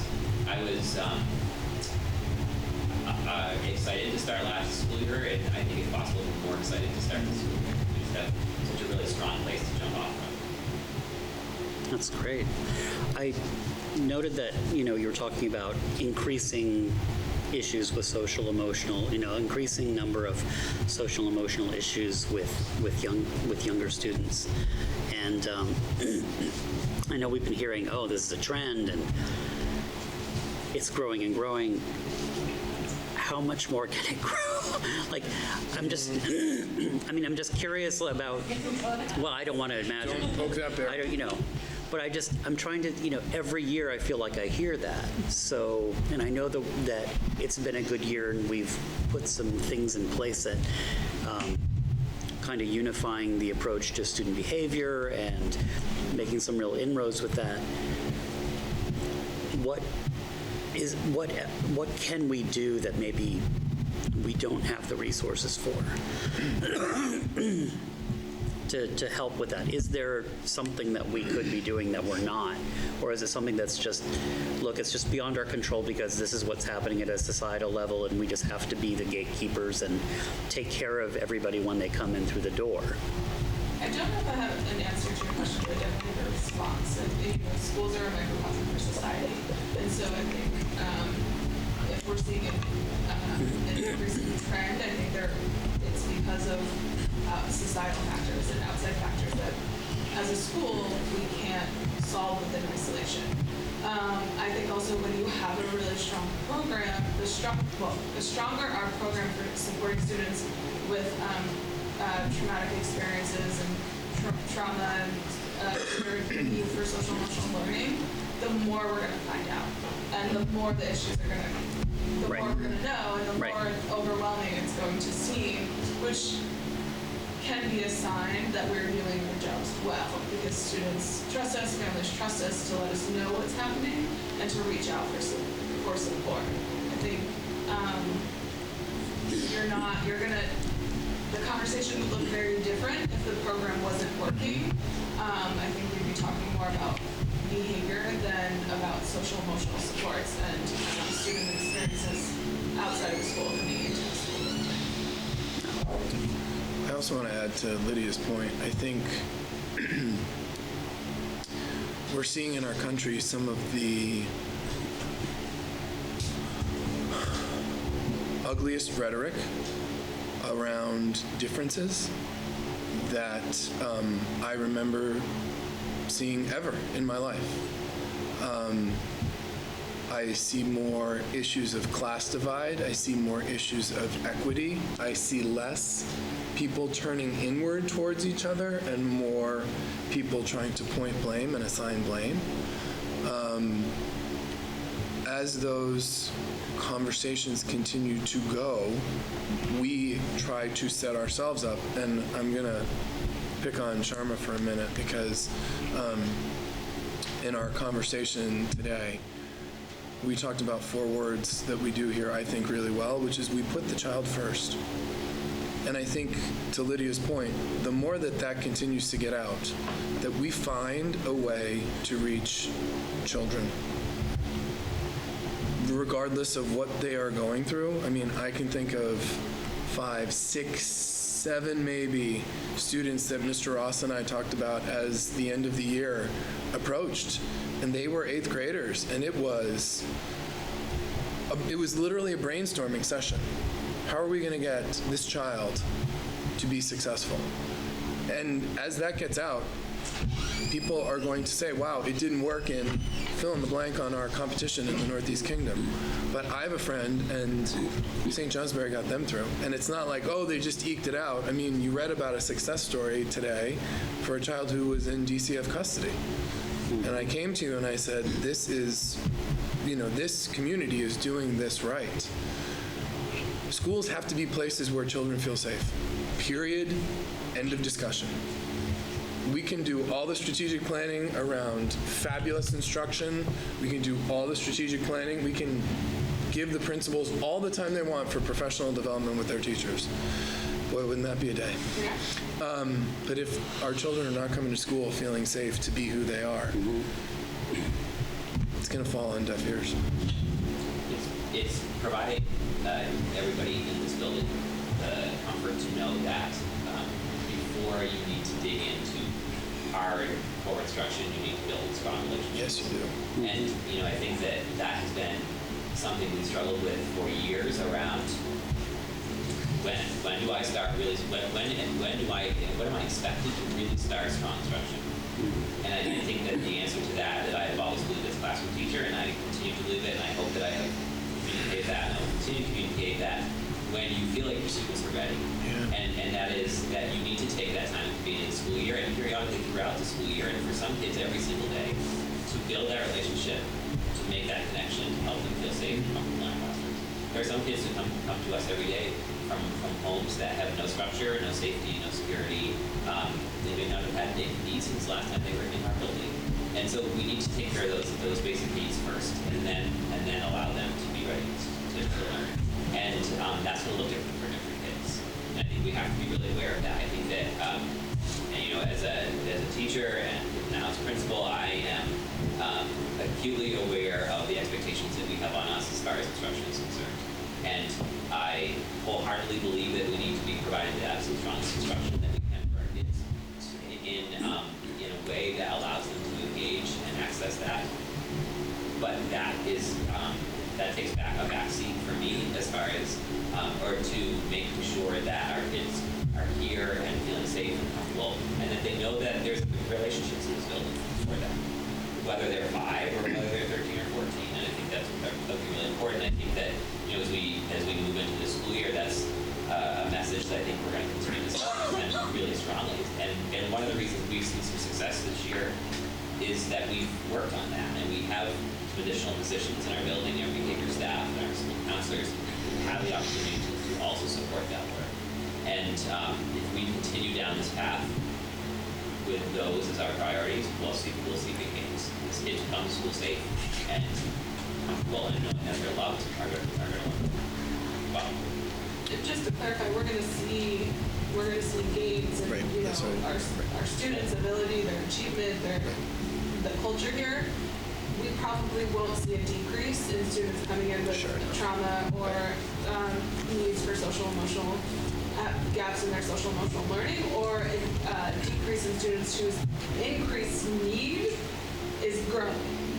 That's going to increase, but we're going to see a decrease in the amount of time students spend out in the classroom. We're going to see a decrease in the amount of send-outs. We're going to see an increase in the amount of teachers feeling comfortable and safe here in school, as well as students as well. So I know we need to move on, but I want to capture what our wonderful co-principals are saying by citing something Rebecca Holcomb said when she was Secretary of Education. Equity is not a zero-sum game. A rising tide will carry all boats. So as we meet the needs of some of our most vulnerable students, we are, as a class, if you think about a classroom microcosm, if let's say Deborah and Linda are our most vulnerable students and the rest of us are thriving, it's that whole we can't, it's the leave no one behind.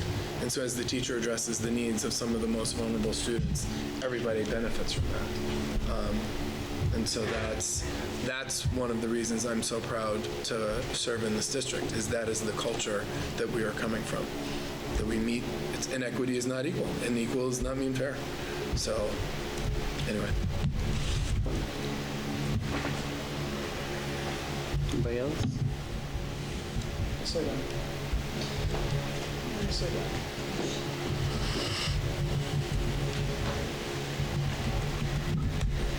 Well, thank you. the edge of that breeze.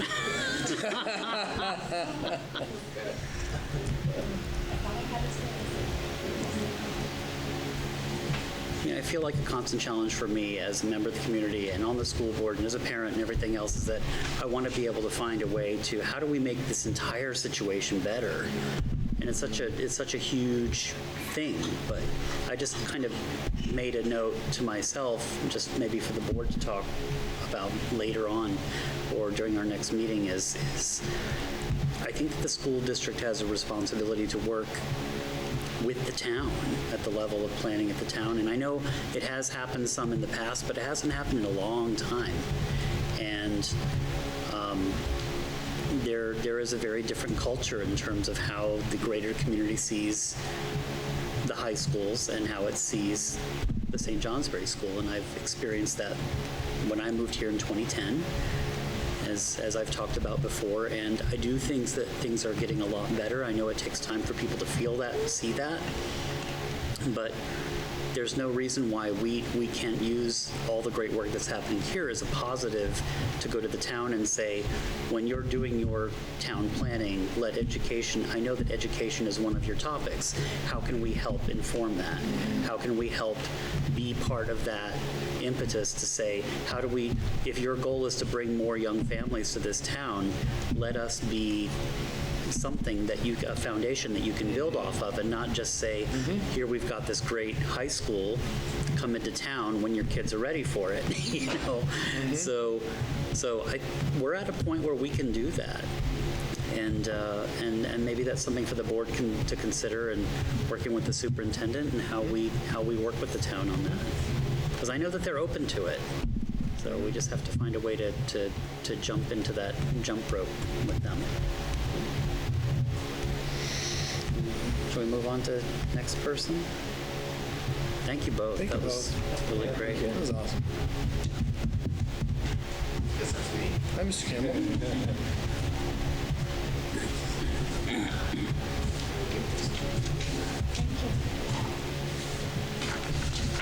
Thanks. Thank you.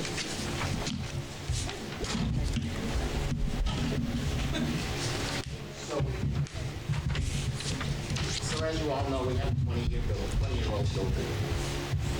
And I looked at the strengths of the building and that kind of stuff, and I just jotted a few notes down. Some of the issues that are going on currently, that the bond will be taken care of if we can get the board's approval. We'll take care of a lot of those high cost items. Included in those are controls and valves, boiler, and the security upgrades for the front end. What happens in the 20 years is things start to fail and we start to spend more maintenance money on fixing those things. And in this bond issue, we're going through and looking at all of the mechanical pieces, and we're going to try to get them all changed at the same time so we can go on with another 20-year period of lower maintenance costs. Going to the gym building is going to be done by fall here. Playground stabilization, as you noticed, that wall is being in the next 2 weeks. We have spent the money from the grants from last year to put a new key fob system, which is almost ready, and the new door locks are here to be installed. Some shades are replaced this summer on the 3rd floor. We did 9-10 rooms up there. Some windows, we're starting to lose gas. They're starting to lose the seals in them, and they get the moisture in between them, and then you can see them, and they really look bad. So we have replaced one, very costly, very large windows. So we have that as one of our issues. Cosmetically, we're painting the areas of the inside of the building. Mostly focusing this summer on the auditorium and some touch-up work in the classrooms. We've done a lot of groundwork with unifying with the gardens and the lawn care. That will, it shows. It's just one of those things that when you drive in there, you notice it.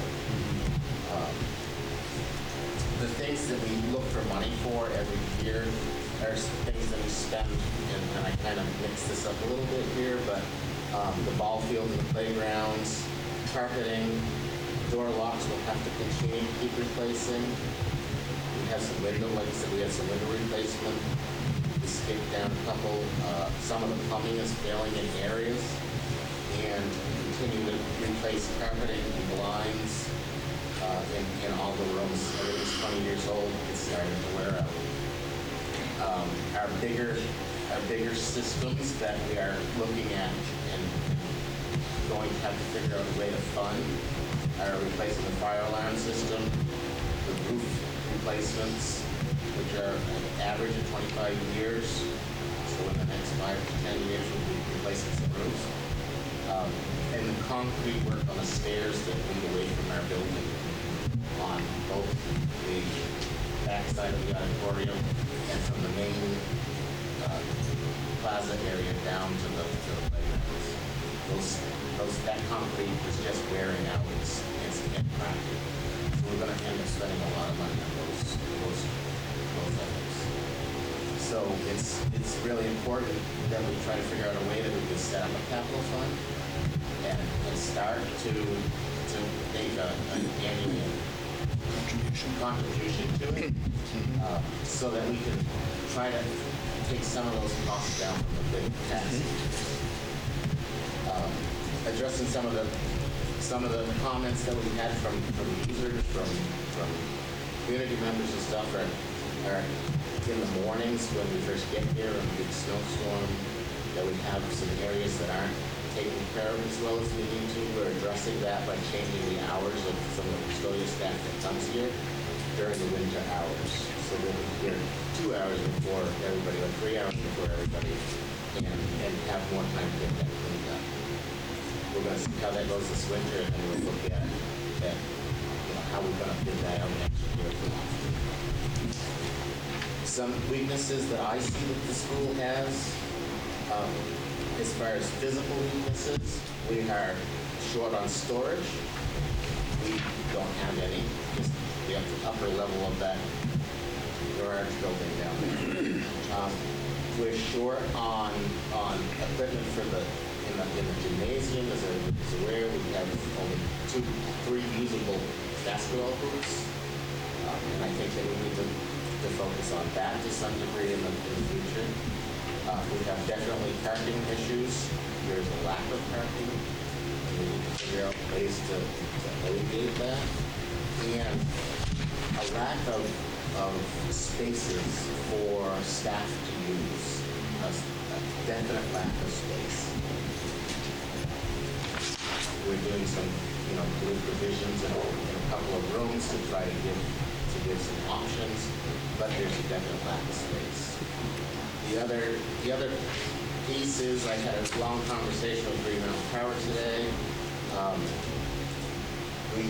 Last week were told that our solar array is now up and running, and we are putting energy into the system, so we're getting that credit for that. Green Mountain Power said, I don't know what you're doing, guys. Keep doing it because you're using less power than you used 5 years ago, less power than you used last year. So there's some good things that are coming out of things. What kind of savings are we achieving? I mean, is this something where we could redirect some of that into a capital fund, or no? I don't believe that. I think that because of the extraordinary amounts that we're spending this year on projects, that we don't have anything from this year to do that with. But we saved a lot of money on fuel, and we saved we'll be saving a fair amount more money on electricity. So we are compensating a little bit to that, but if there's anything left over, I would hope that, I think we have to go to the taxpayers to get that approved. Right. And unless you, in your budget, put in a line item for capital balance, you can get that approved, but that took the taxpayers, the voters. You can't just put money left over. Does the capital fund have to be approved by the voters every year? That's like one of the standard things that goes on the ballot, right? So if there's an overage, which I very happy to suggest we can have, but if there was an overage, you can ask the voters to put that overage into it for the next year. Right. But if you put a line item in there that says this money is allocated to the capital fund, say $50,000 is allocated to the capital fund, that's right in our budget. Right. It depends on how you do it. You can say we are going to start a capital fund this year, and the opening balance that the board is proposing is $50,000. And we propose next year, that would be in that top line, which says, will the voters of St. Johnsbury approve the budget of 21 and change, which is X percent up per pupil spending from last year, all that. And then you have that separate question at the bottom, which is any overages, can it go back to? So the separate question is only for overages, but we could start building a capital fund in the budget if we decided that was a priority. Which is what I recommend, because we are going to have, hundreds of thousands of dollars in roof replacement, hundreds of thousands of dollars in concrete replacement. Those aren't cheap replacements. And that's in addition to the bond that's being proposed. That's not included in the bond. Yeah. I think it's important that we look at the security of the bond and the safety of, and try to make our users or our community that's using the building feel much safer when they come to the doors. Yeah. So remind me, what kind of timeline are we on? Are we looking to get the bond vote on for this November? We would like that to be voted on in November. We've had Black River Design here twice so far since we signed that. It's coming from the mechanical walkthrough next week on Wednesday and Thursday. So I'll be reaching out to the bond bank. Right, I'll be reaching out to the bond bank with our number. I mean, we're in a great position because we're so far ahead of when we're actually going to use it. Yeah. We really need to, the work will be educating the community and making sure that we don't run afoul of any timing issues in terms of the warning. It'll also be a real, as we did with town meeting day, this will be a very hard get out the vote because there'll be nothing else to vote for. So making sure that we have absentee ballots and really working with the town of St. Johnsbury on that. But yeah. And I think the narrative that we're talking about is safety and heating. I mean, that's really what this is. And safety in a way, as we discussed with the folks, and Dean was in the room, you want to make your school buildings as safe as possible, and you don't want them to be fortresses and or jails. You want students to still feel like they're coming, and adults to still feel like they're coming to a place that's well lit and bright and open and screams learning and is safe at the same time. And with a heating system that, and this will just be a preview, Dean, catch me if I get any of this wrong, the way that they're able to design this system, the back or black network? The back network, they'll be able to, the great part of this is 20 years ago, when this heating system was built, they had no idea the advances that would be made, that right now Patrick can look on his phone and be able to adjust our heating system. They will be able to build our HVAC system in a way that captures a lot of the possibilities of the next 20 years. So that in 20 years around the controls, it's not going to have to be a do-over again. It'll be, we can build off of this because they know the platforms and they know the foundations where they have to go. Because 20 years ago, there was just no concept of what we could do. This, at least we have the idea of a possibility. That's just a little preview of the pitch. It's going to be coming, boys and girls. That's a little preview right there. Tell your neighbors. The key fob system is just, it's keyless, right? Is that what it is? Correct. The fob system is like a fob to your car. Yeah. So that'll be throughout the whole. It'll be on 4 outside doors, and all staff members will have access. Yeah. Something like that. Yeah. I never know what it's called. Lack of space for staff to use, that could be lots of different things. We're talking about physical classroom space, are we talking about spaces within classrooms for teachers to use? What do we mean by lack of space for staff to use? Well, I say it's lack of space for staff to,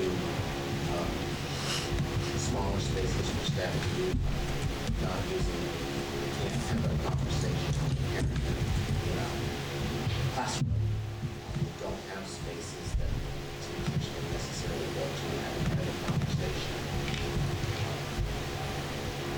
We don't have spaces that we can roll a student out within a reasonable area. Sometimes we have to take them to a different wing of the building to find an empty space for them to de-escalate. We just don't have basic office spaces enough to do that. Yeah. The spaces to meet the specific needs of the situation. So there are spaces in our 2-3 hall, our 2nd and 3rd grade hallway that are open. But as Patrick walked me through, we can't. I was like, yeah, let's use this space for a de-escalation room. And he was like, sure, but it shares a wall with a classroom, or it shares a wall with an office of a special educator who does pull-out services. So you can't really have a kid de-escalating and disrupting a classroom, so there are spaces, but not to meet the needs, or those are also not spaces you might want to have a private conversation with a parent, or so. Yeah, we're just in lack of space, small spaces. Yeah, absolutely. I think we're also maxed out for our classroom space. I mean, there's no growth opportunities for us where we are right now. When we moved in here years ago, it was every house had. For the most part, had an extra classroom, and we've fluctuated, as all schools do, but where we are right now with numbers of classrooms and other programs that need space, whether it's our learning spaces or the room or the health room down on the 3rd floor to provide classroom space. On the 3rd floor, we've just taken up all of our classroom space. really are kind of at a point where I think our building is pretty well maxed out. We are hiring a new position shortly for our middle school after school program. So we're hiring a coordinator for that. We have no space. We have no space. I mean, we already have some people stuffed into a pretty small office for the after school program, and there certainly is not space for a third. So we need to just create thinking about where we'll have that.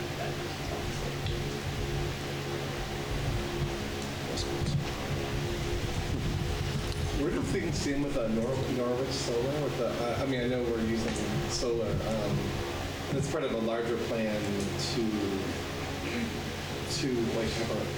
I mean, is this happening now as a whole plan, or is there more to come? So the paperwork came in from the state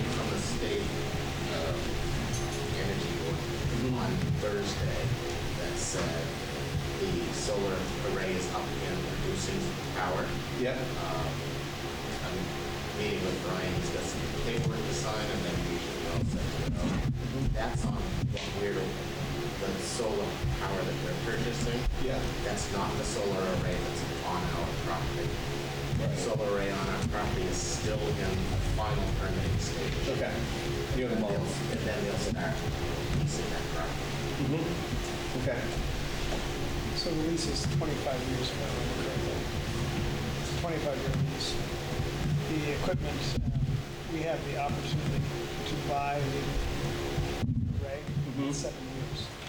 Or 7 years, it's not available for purchase. Okay, that's right. At 7 years or at 10 years. Yeah. That's pretty exciting.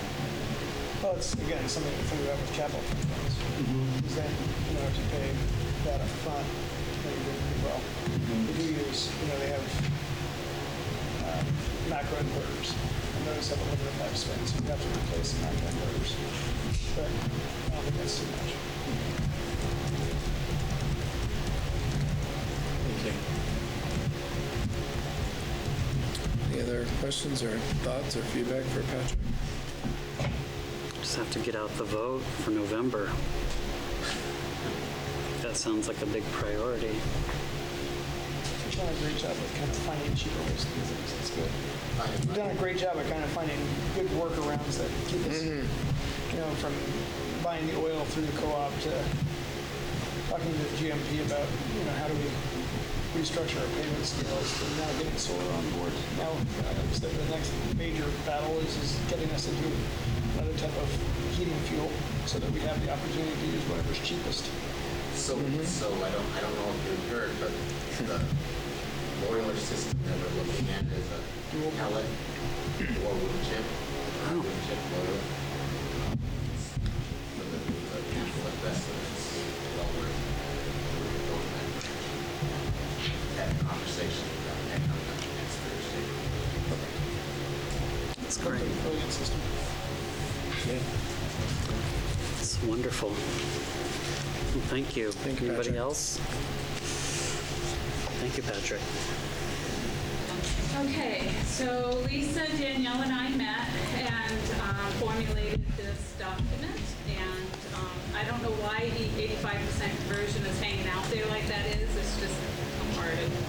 So we broke our structure down into internal and external influences. And so in our strengths column, we have dedicated staff. We have staff that are experienced, knowledgeable, have transferable skills, and are adaptable to many different changings in the business office. Our communication systems are weekly staff meetings and daily briefings. Our procedures and process systems are well defined, and we continuously monitor those to ensure compliance with state, federal accounting regulations such as procurement documentation, expenditure documentation, and federal grant requirements. Staff have knowledge and experience and understand GASB, the General Accounting Standard Board regulations, which drives our procedures and processes. Our staff have knowledge and experience in auditing regulations and requirements for the school district. And our school-wide engagement is building within the building, and the admin team is the staff continually strive to improve our communications with the school building and district office colleagues by building one-to-one relations with employees to foster trust and confidence. Our external strengths is we have engaged the high school partners and established and now maintain a regular meeting schedule with each high school partner. Meetings are held by semester to review student enrollment, to reconcile high school tuition payments. Together, we developed follow-up strategies and processes to ensure vouchers are received prior to the close of the second semester and to ensure tuition payments are paid for district and statute requirements. And we have ongoing development of good relations with our local vendors and our larger vendors. And another external strength is we have developed good relations with the Agency of Education, our federal grant partners, fiscal management department, with good communications with them.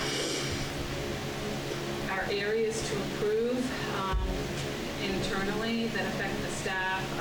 There are many components of the eFinance Plus system that the staff have not been adequately trained to use. We rely heavily on when the need arises to access tech support. This process is time-consuming and requires us to operate in a silo and does not address our global needs. We're currently working on developing a more formalized procedure for new employee onboarding, such as benefit plan documents, email access, frontline, and developing a communication tree, quote unquote, who do I go to when I need? We'd like to identify and use electronic platforms to onboard new hires and use those platforms to the identification or opening of a job position and using the electronic platforms to take a new hire straight through the entire process. We do have capacity to enable that to happen through our various electronic platforms, such as SchoolSpring, eFinance Plus, and ultimately Frontline. And this would be to support the building administrators and district office in the hiring process and streamline that process. Budget for an additional part-time staff in the business office to support operations in the business office to ensure continuity of existing procedures and to support staff using newly adopted systems. External influences, a lack of resources and access to the proper training in eFinance Plus. Our opportunities internally as staff gain knowledge and experience and confidence as they work through a full fiscal year using our new platform, eFinance Plus, and go through all the required reporting cycles as mandated by state and federal regulations. And then I added an additional comment, the improved fiduciary control of the budget versus expenditure component of the board's fiduciary responsibilities. Last year, we started the financial procedures manual. It has not yet been finalized. It's an opportunity to complete that manual and then begin the rollout of implementing it in FY21. Completed in FY20 and implemented in 2021. Purchase hardware to support eFinance Plus. For the purchasing and AP modules, acquire desktop scanners to progress towards a more paperless system, identify reasonable targets for that improvement. External influences is increased knowledge and expertise for our payroll HR staff by allowing them to become a member of the VSHART group. It's the Vermont Schools Human Resource Professional Group, and pay for those annual membership fees and allow them to attend those professional development sessions. Identify a specific area of need for the payroll HR for additional training and development and apply for the annual BizBid grant of $2,500 that supports payroll and HR. So, for instance, 2 years ago, we applied for this grant to focus on FMLA laws and regulations and how to internally track FMLA in an efficient way for those staff that use that benefit through the district. identify an eFinance Plus user group that uses all the modules in payroll HR and allow staff to shadow that person for 3 days and dedicate the time and the resources to allow that to happen. Advocate to and establish an eFinance Plus user listserv, identify user support in area of expertise to get user support and help, and provide resources for business office staff and time and funds to attend an annual eFinance Plus conference. They hold national conferences in those areas and trainings on the specific modules in eFinance Plus.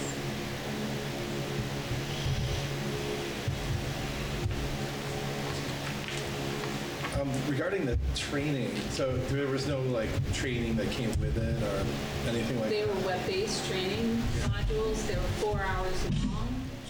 And unfortunately,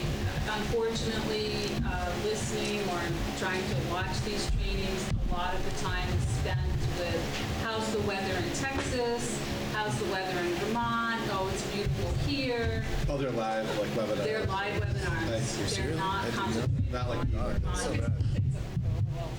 I would be out. I would be out. You mentioned budgeting for part-time staff. What part-time staff? Well, we've had, last year, this past fiscal year, we had a financial, business office assistant that came in to help clean up some backlog work and help to provide, did some project management and then did a lot of support for Danielle to stay abreast and stay up to date with a lot of the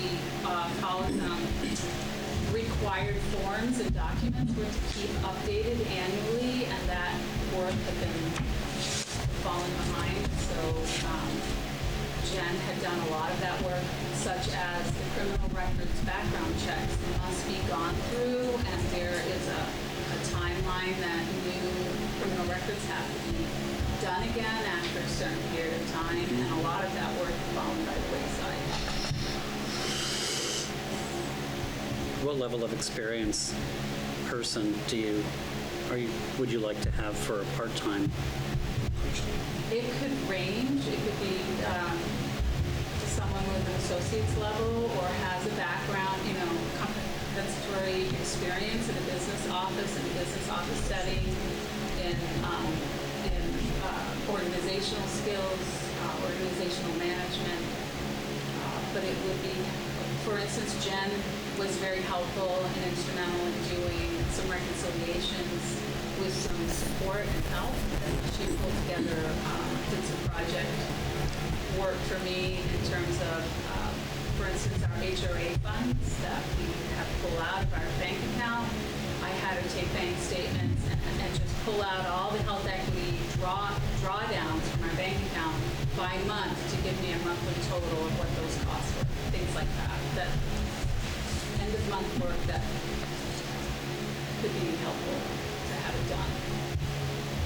I was just wondering, because I don't know if anybody around here, like NVU, would have an intern or like somebody who could receive college credit for work, or if you have like those levels of if you had a level of work that kind of student would be able to come in and do.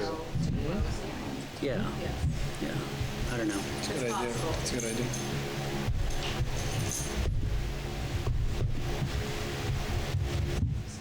It's really okay.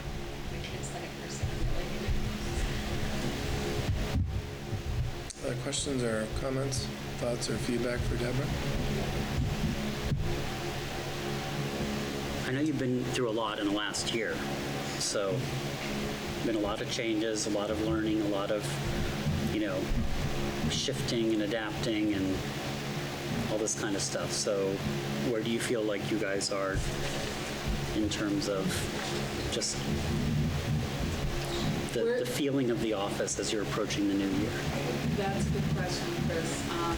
So I took a temperature check with Danielle and Lisa on Friday, and they feel very well supported. I think that is critical for them, that they feel that they can air any frustrations with the new eFinance Plus system as we we are rolling out components, we're realizing as a team together that while in theory it looked like it would be very seamless and effortless, and come to find out it is not so seamless and effortless, that we need more details or more. It takes longer time. I think time is a piece as well. Like I said, allocating the resources and the time for the staff to get the training, to get the resources they need. Does that answer your question? I think so. Anybody else?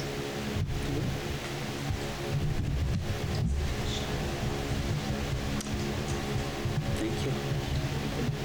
Looking forward to a great year. Is there anybody else who's presenting?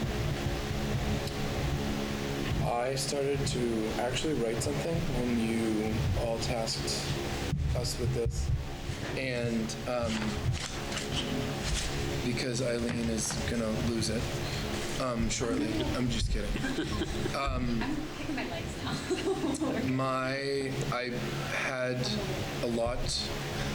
My strength that I've identified as a part-time soup and now a full-time soup here this year, without question, the strength of this district are the people.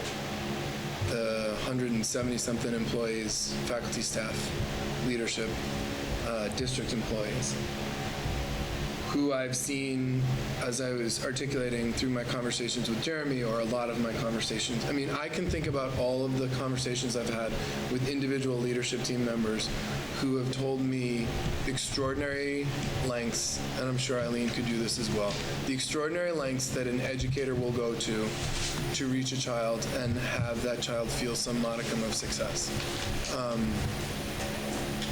I've seen more of that in St. Johnsbury than I've seen in other places that I've worked, and that's a real hallmark of the system.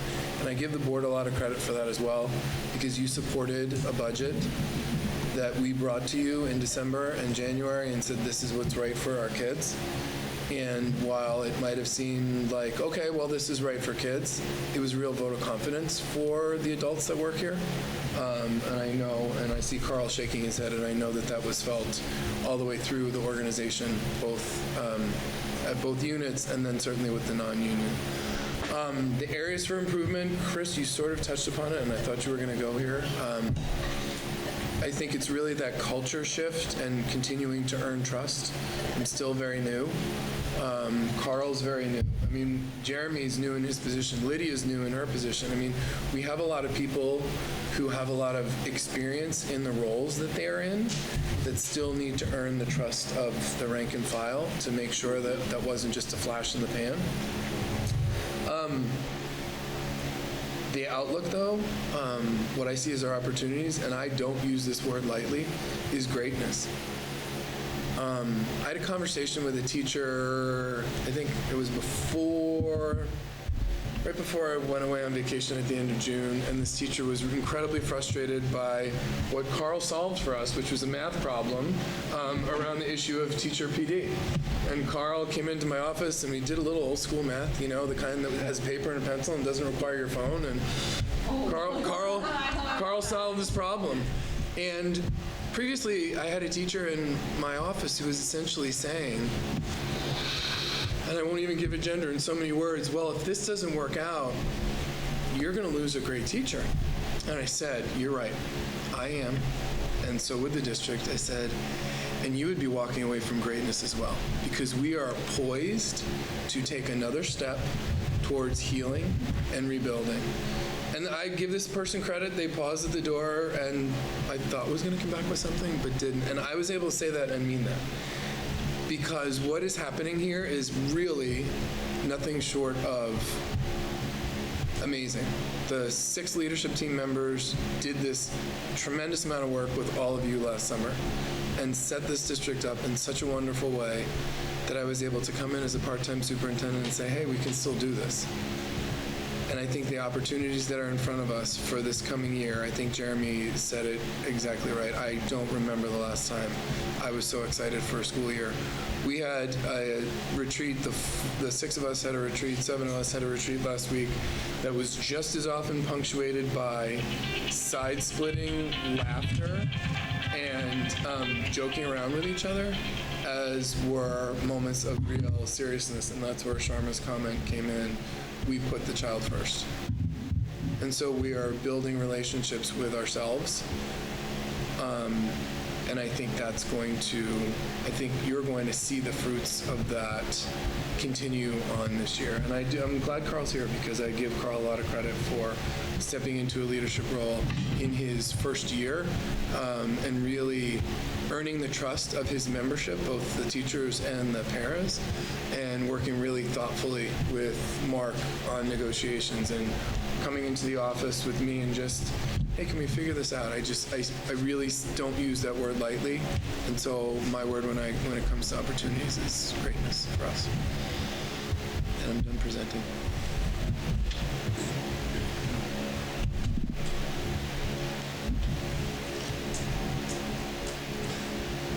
So, So I think what we need, and again, what I would propose is that at our next school board meeting, we all write down, and I'd love the administrative team to do this as well, write down 3 potential goals for us as overarching goals. for the board or for the district? For the district. For the district. Yeah. No, long-term goals. This is strategic planning. This is not short-term, but long-term planning. Not detailed so much, but kind of throw them out as big, hairy, audacious goals for lack of a better term. Maybe we can come to some kind of consensus as to 2 or 3, or 3 or 4, that we can then start to really bear down on and isolate. Are we talking strategic plan goals? Yeah. Because I pause about the community involvement with this before we develop goals and then obviously start formulating the micro Right. aspects of it. We really need to have the community involved. How do we get them involved more than open the school board? Serve food. Well, I'm used to like a strategic plan, like as a separate committee. Right, that's what I was thinking. And I would even question one step further back before goals, and I'm sorry to do this. No? I know I need to stop apologizing, but I'm sorry to do this. Even looking, I mean, you can do it 2 ways, right? But when I look at the mission, there's a few things in here that I do question and I do want us to talk about, right? Like, and it's not, I don't agree with it. It's just, I don't understand why it's there, right? And I think I see behind the thinking of it, but why is it wrapped into the mission there, right? So we're not talking major changes. I'm just saying there are some things in here that I would like to have a conversation about.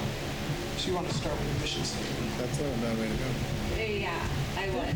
Can I answer a logistical question about that? And only because this is slightly different than the way we approached it before. So Right. in past versions of this conversation, the board had the board, but now at the district level, had their mission and vision. Yeah. And the mission and vision that is on here was a school-based one. It was created by the school and the teachers through a relatively lengthy process. I'm not saying that's the way that it needs to be, but there's been a delineation where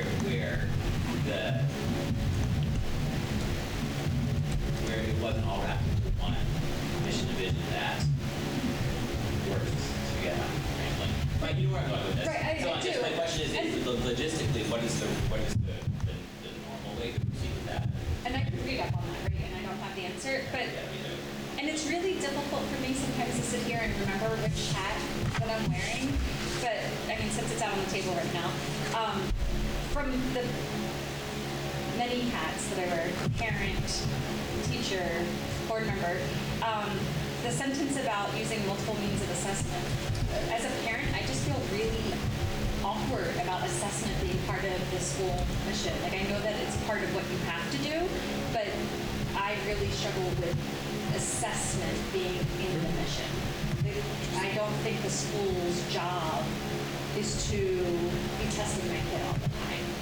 It's to help them grow, it's to help them learn, it's to help them flourish. And yes, there has to be ways of holding them accountable to show that progress, but that that could also be inferred and not necessarily. And this is one single person I'm really talking probably more about as a parent right now than anything else. But and not that it's bad. Like I think I understand the meaning behind it. Like I think it's great, multiple needs in assessment. But Eileen parent, not any board member. Eileen parent is like, why are we talking about assessing my kid right now? That's not really what I'm interested in. I think that was a good. So Eileen, theoretically, if you wanted to start, and Jeremy too, if you wanted to start with a mission statement, you can speak to this too, Mark, in the strategic plans I read, the important thing was there was a cohesive mission statement that kind of crossed both between the educators and the board and the public.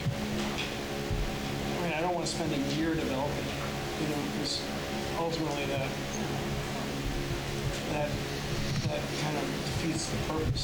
Spend a long time on that. I think, So if I put board member hat Eileen on, I really think about the importance of the mission statement in driving the strategic plan. That's what I'm saying. And within the strategic plan, really having a course that if the leadership changes, we have them also what we feel is important for the district. And I feel like we have a lot of pieces in place right now that all have that same goal in mind. And really working collaboratively to really come to that cohesion, I think is important. And I don't think I really provided any direction in what I just said, but I think that I'm agreeing with the cohesion and saying that I think we're all in the same, similar mindset and importance of these things and what we want, what we need. And it's a great opportunity to work together and for all of us to be would it make sense together to have Eileen, you two, Carl, and Brian just come up with, work together on a mission statement? As a draft for the next As a meeting? draft. For the district. Yeah, and for the strategic plan. So do we have a different district mission than the school? So the last version I should know of... more. No, you shouldn't. Not necessarily. No. Any more than anybody else sitting here, including myself. In my hoarder-like computer, I have math hoarding problems. yeah. I have a document here that I got somewhere along the line that talks about the school district mission and vision statement. This is from 2015, 2016. So the vision is every child who walks through our doors will leave prepared to realize their dreams for the future. Yeah. That is pretty impressive. Yeah, that is pretty impressive. Yeah, look at It's that. not. It's a Mac. You can do these things. Hashtag true story. Yeah. Mission statement, here it says, the mission of the St. Johnsbury School District is to ensure that every child in St. Johnsbury receives a rigorous, personalized education that prepares them to be responsible citizens who are engaged in their community. Why do you need two mission statements? One for the school district, one for the school. Before I joined the board, I was just kind of doing some, learning about the district. I went on the website, and I was thoroughly confused by St. Johnsbury School District, and then there's like a St. Johnsbury school page. I'm like, what is this? Then I figured it out. Okay. It just seems, why? So I guess the question is, does the vision or the mission or whatever of the school district, is it supposed to go beyond the pre-K through 12 learning experience? Is it supposed to go beyond,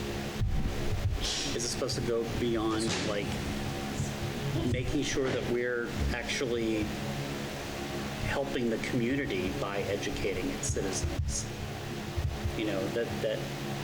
do we have a bigger role? I'm just asking the question, like, Is that the school district or the school board? well, good question. Well, I think mission statements generally refer to the schooling years, but certainly in the strategic plan, you have community involvement, which is a broader base. I'm just saying, like, with the town planning aspect of it, it's like, how do we contribute to the town's overall success by providing world-class education to our school-age kids?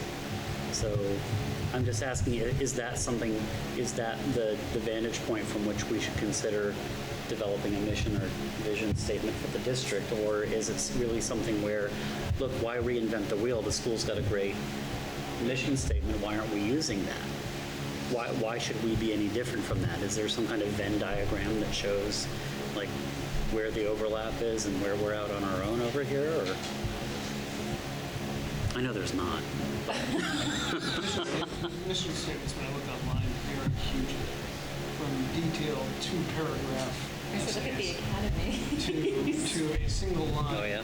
That just said, we're putting our kids first, preparing them for the future. If people want to start with a mission statement, and I think that's a fine place to start, then I'd say, task a few people from each group to do it. And it doesn't necessarily have to be in a sit-down meeting. It can be an email chain. Right. Right. I like the St. Johnsbury School mission statement as a overall mission statement, and I do agree with you, Eileen, with the assessment. But I think that's great, except for just some tweaks to it. I think that's just a little. Yeah. And it's different in this document that I found in the About Us page on the school website. It says, our mission is educators will work collaboratively to provide equitable and diverse learning opportunities to prepare students, which is different than what...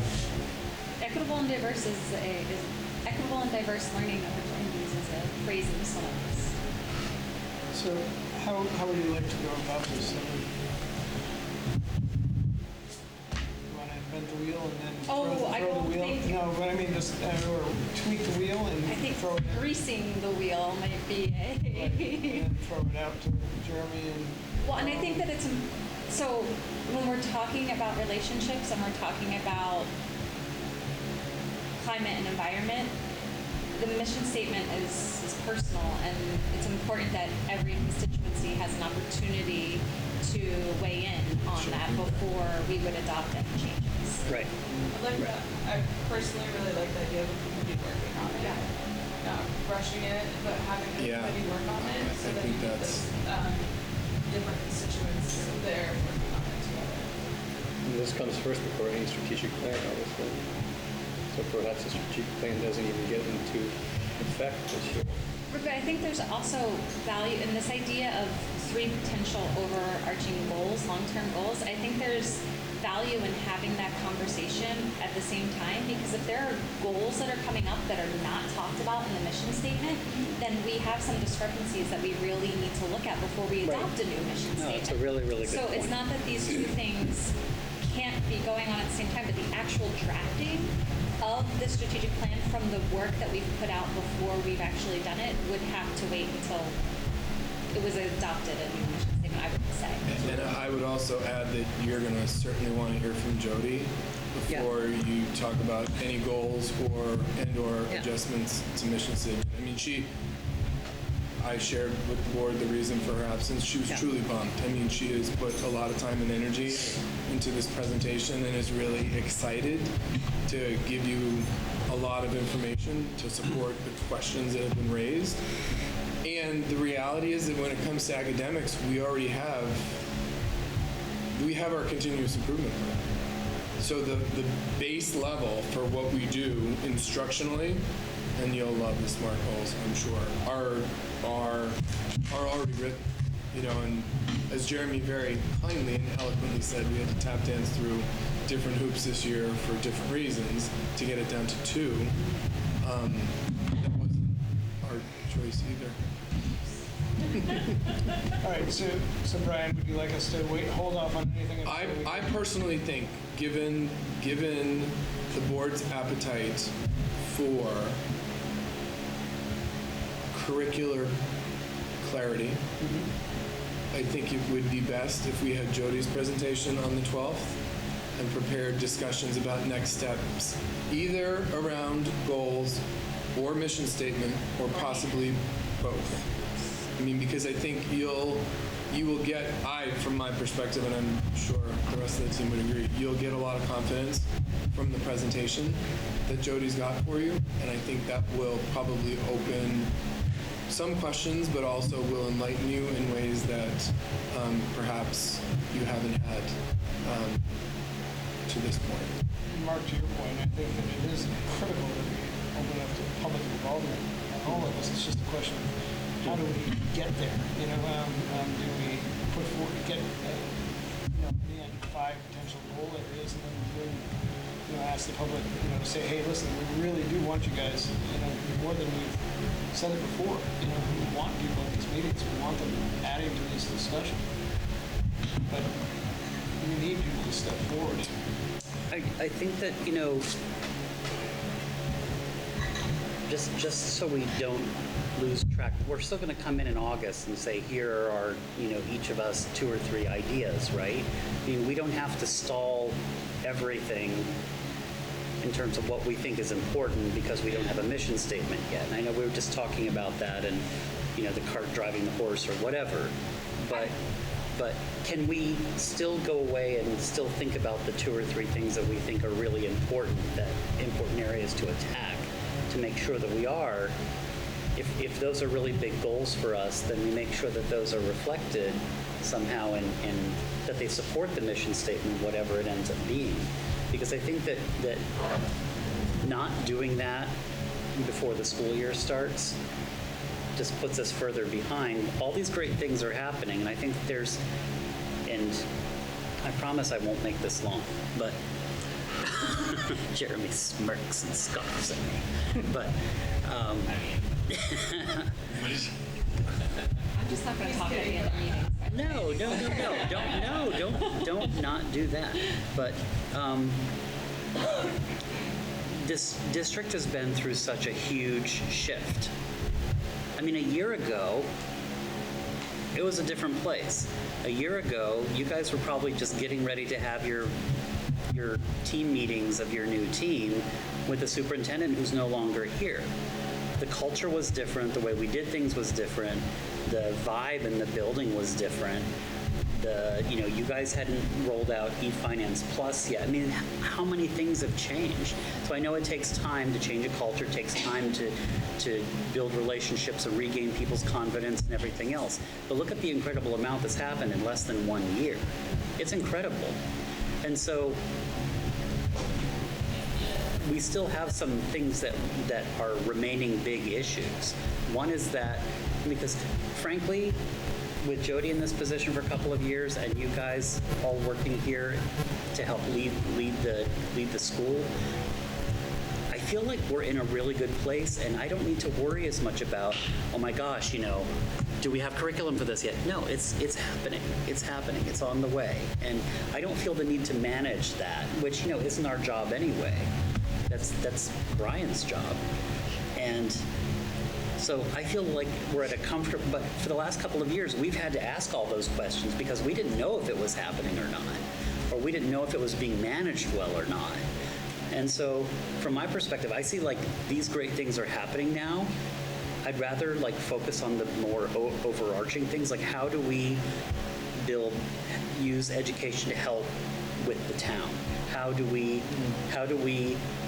get, and I know that the community and the kind of how the community sees the St. Johnsbury School and sees our district has been an ongoing issue. But now's the time for us to really focus on that, because you're laying the foundation for us. We've got to get out and tell the story. We've got to find ways to constantly get that out into the public. I feel like that's, as a board, that's like one of our #1 priorities. And it was last year too, but we weren't building it on anything solid. We were like, hey, good things are happening. That's all I can say about it. But now there are great things, and this is an evolving story.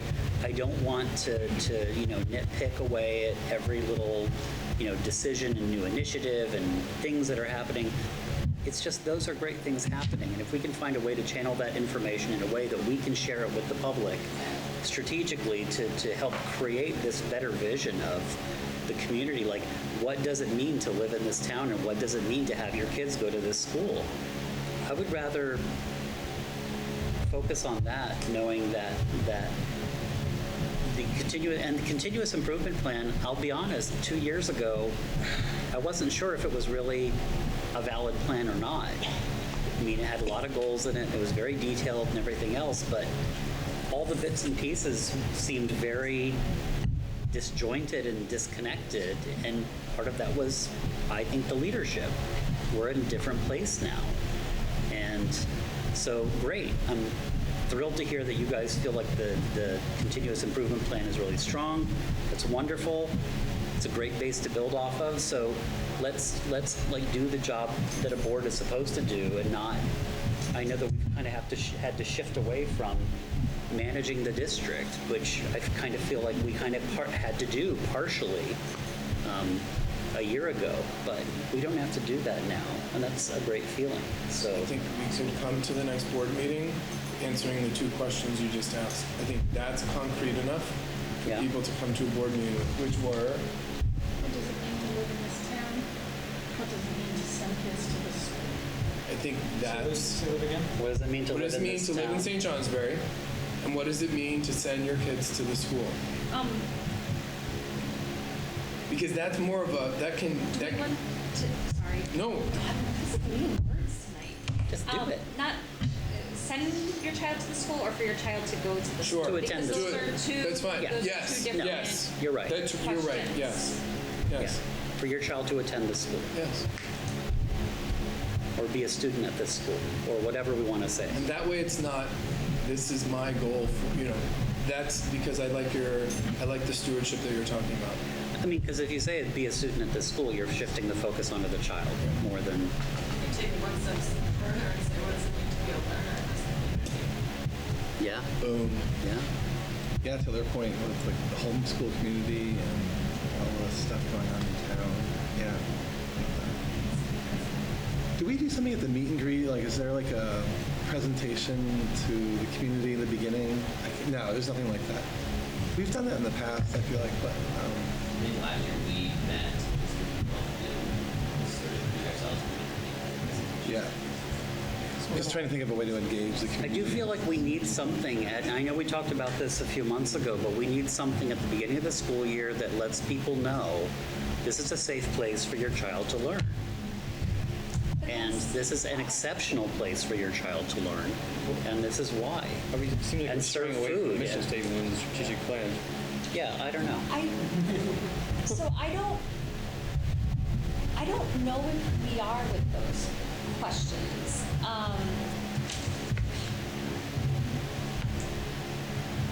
I think Brian wants to weigh down any goals. So, right, what I'm hearing is that there's a desire from us, the board, to move forward. Like, we've come so far and we don't want to lose momentum, and we really want to get this all in place because it should be in place, and we feel strongly about it.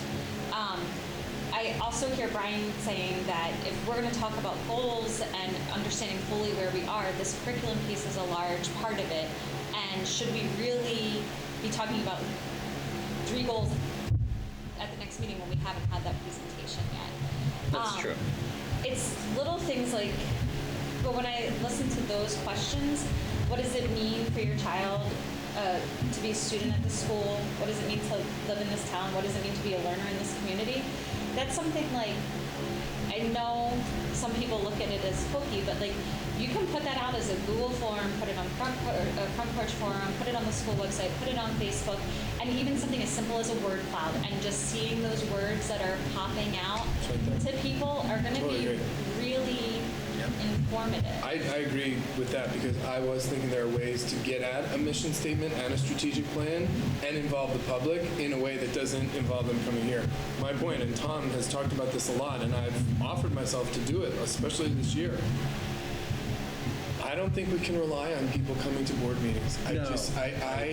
My goal working with the PR committee is essentially for them to set me up and tee me up to go to places and go there and do the St. Johnsbury School Traveling Roadshow and tell people this is what proficiency is, this is what it's not, this is what we're actually doing, this is, so that people get. And I'll throw myself under the bus. I've been a dad for, Patrick's gonna be 13.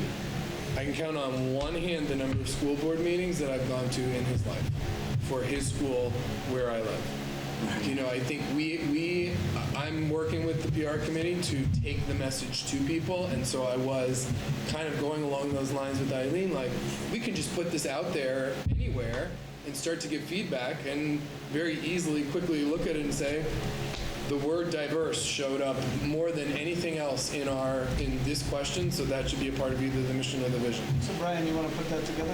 I'd be happy to. And then, since we're going to hold off on any goals for that, we have talked about putting together Brian's goals. Yeah. We can do that by internet. Can we back up just one more second? Sure. I think that while we're not ready to move forward, we could also start talking about, if we're looking at a committee for strategic planning, who should be represented and who could do that representation. That work can go ahead already. Totally. Also. Absolutely. And start looking at schedules for people and finding times that work early in the school year so we get it on calendars. With the strategic plan, the way a lot of places did it is, for each goal they had a different committee. Yeah. Because you could call on different strengths. And then, I don't know what you went through. That's what. We just had one committee for the 4 goals. So, if we're not going to do goals, we can think about structure. But why don't we instead? And I'll try and create an email stream just so we can start talking about Brian's goals and put them together a spot. So just to be clear, normally when a quorum of the board is on an email chain, that is a public document. But if we cite that it is Employer evaluation. And that should be in the title. Yep, just write it in the title, confidential employee evaluation. That's how I sent myself an evaluation that I used today. That way, if the paper or anybody comes and says, we want to see all of your emails of what you've been talking about, because the public has a right to know, so they actually... You don't have a right to know this. I mean, if you have a right, you want to run for school board, that's great. You can be in on the... All right, I'll put it at the top. That'd be great. I'll put that in the title. Thank you. This person, separate. So I'll get that, hopefully we'll get it by this weekend. Can we let the team members go if we're going to? Hey, team members, do you want to go? Lydia would like to be here for a good enough. I really want to do a deep dive on the next one. So is there a need for an executive session this evening?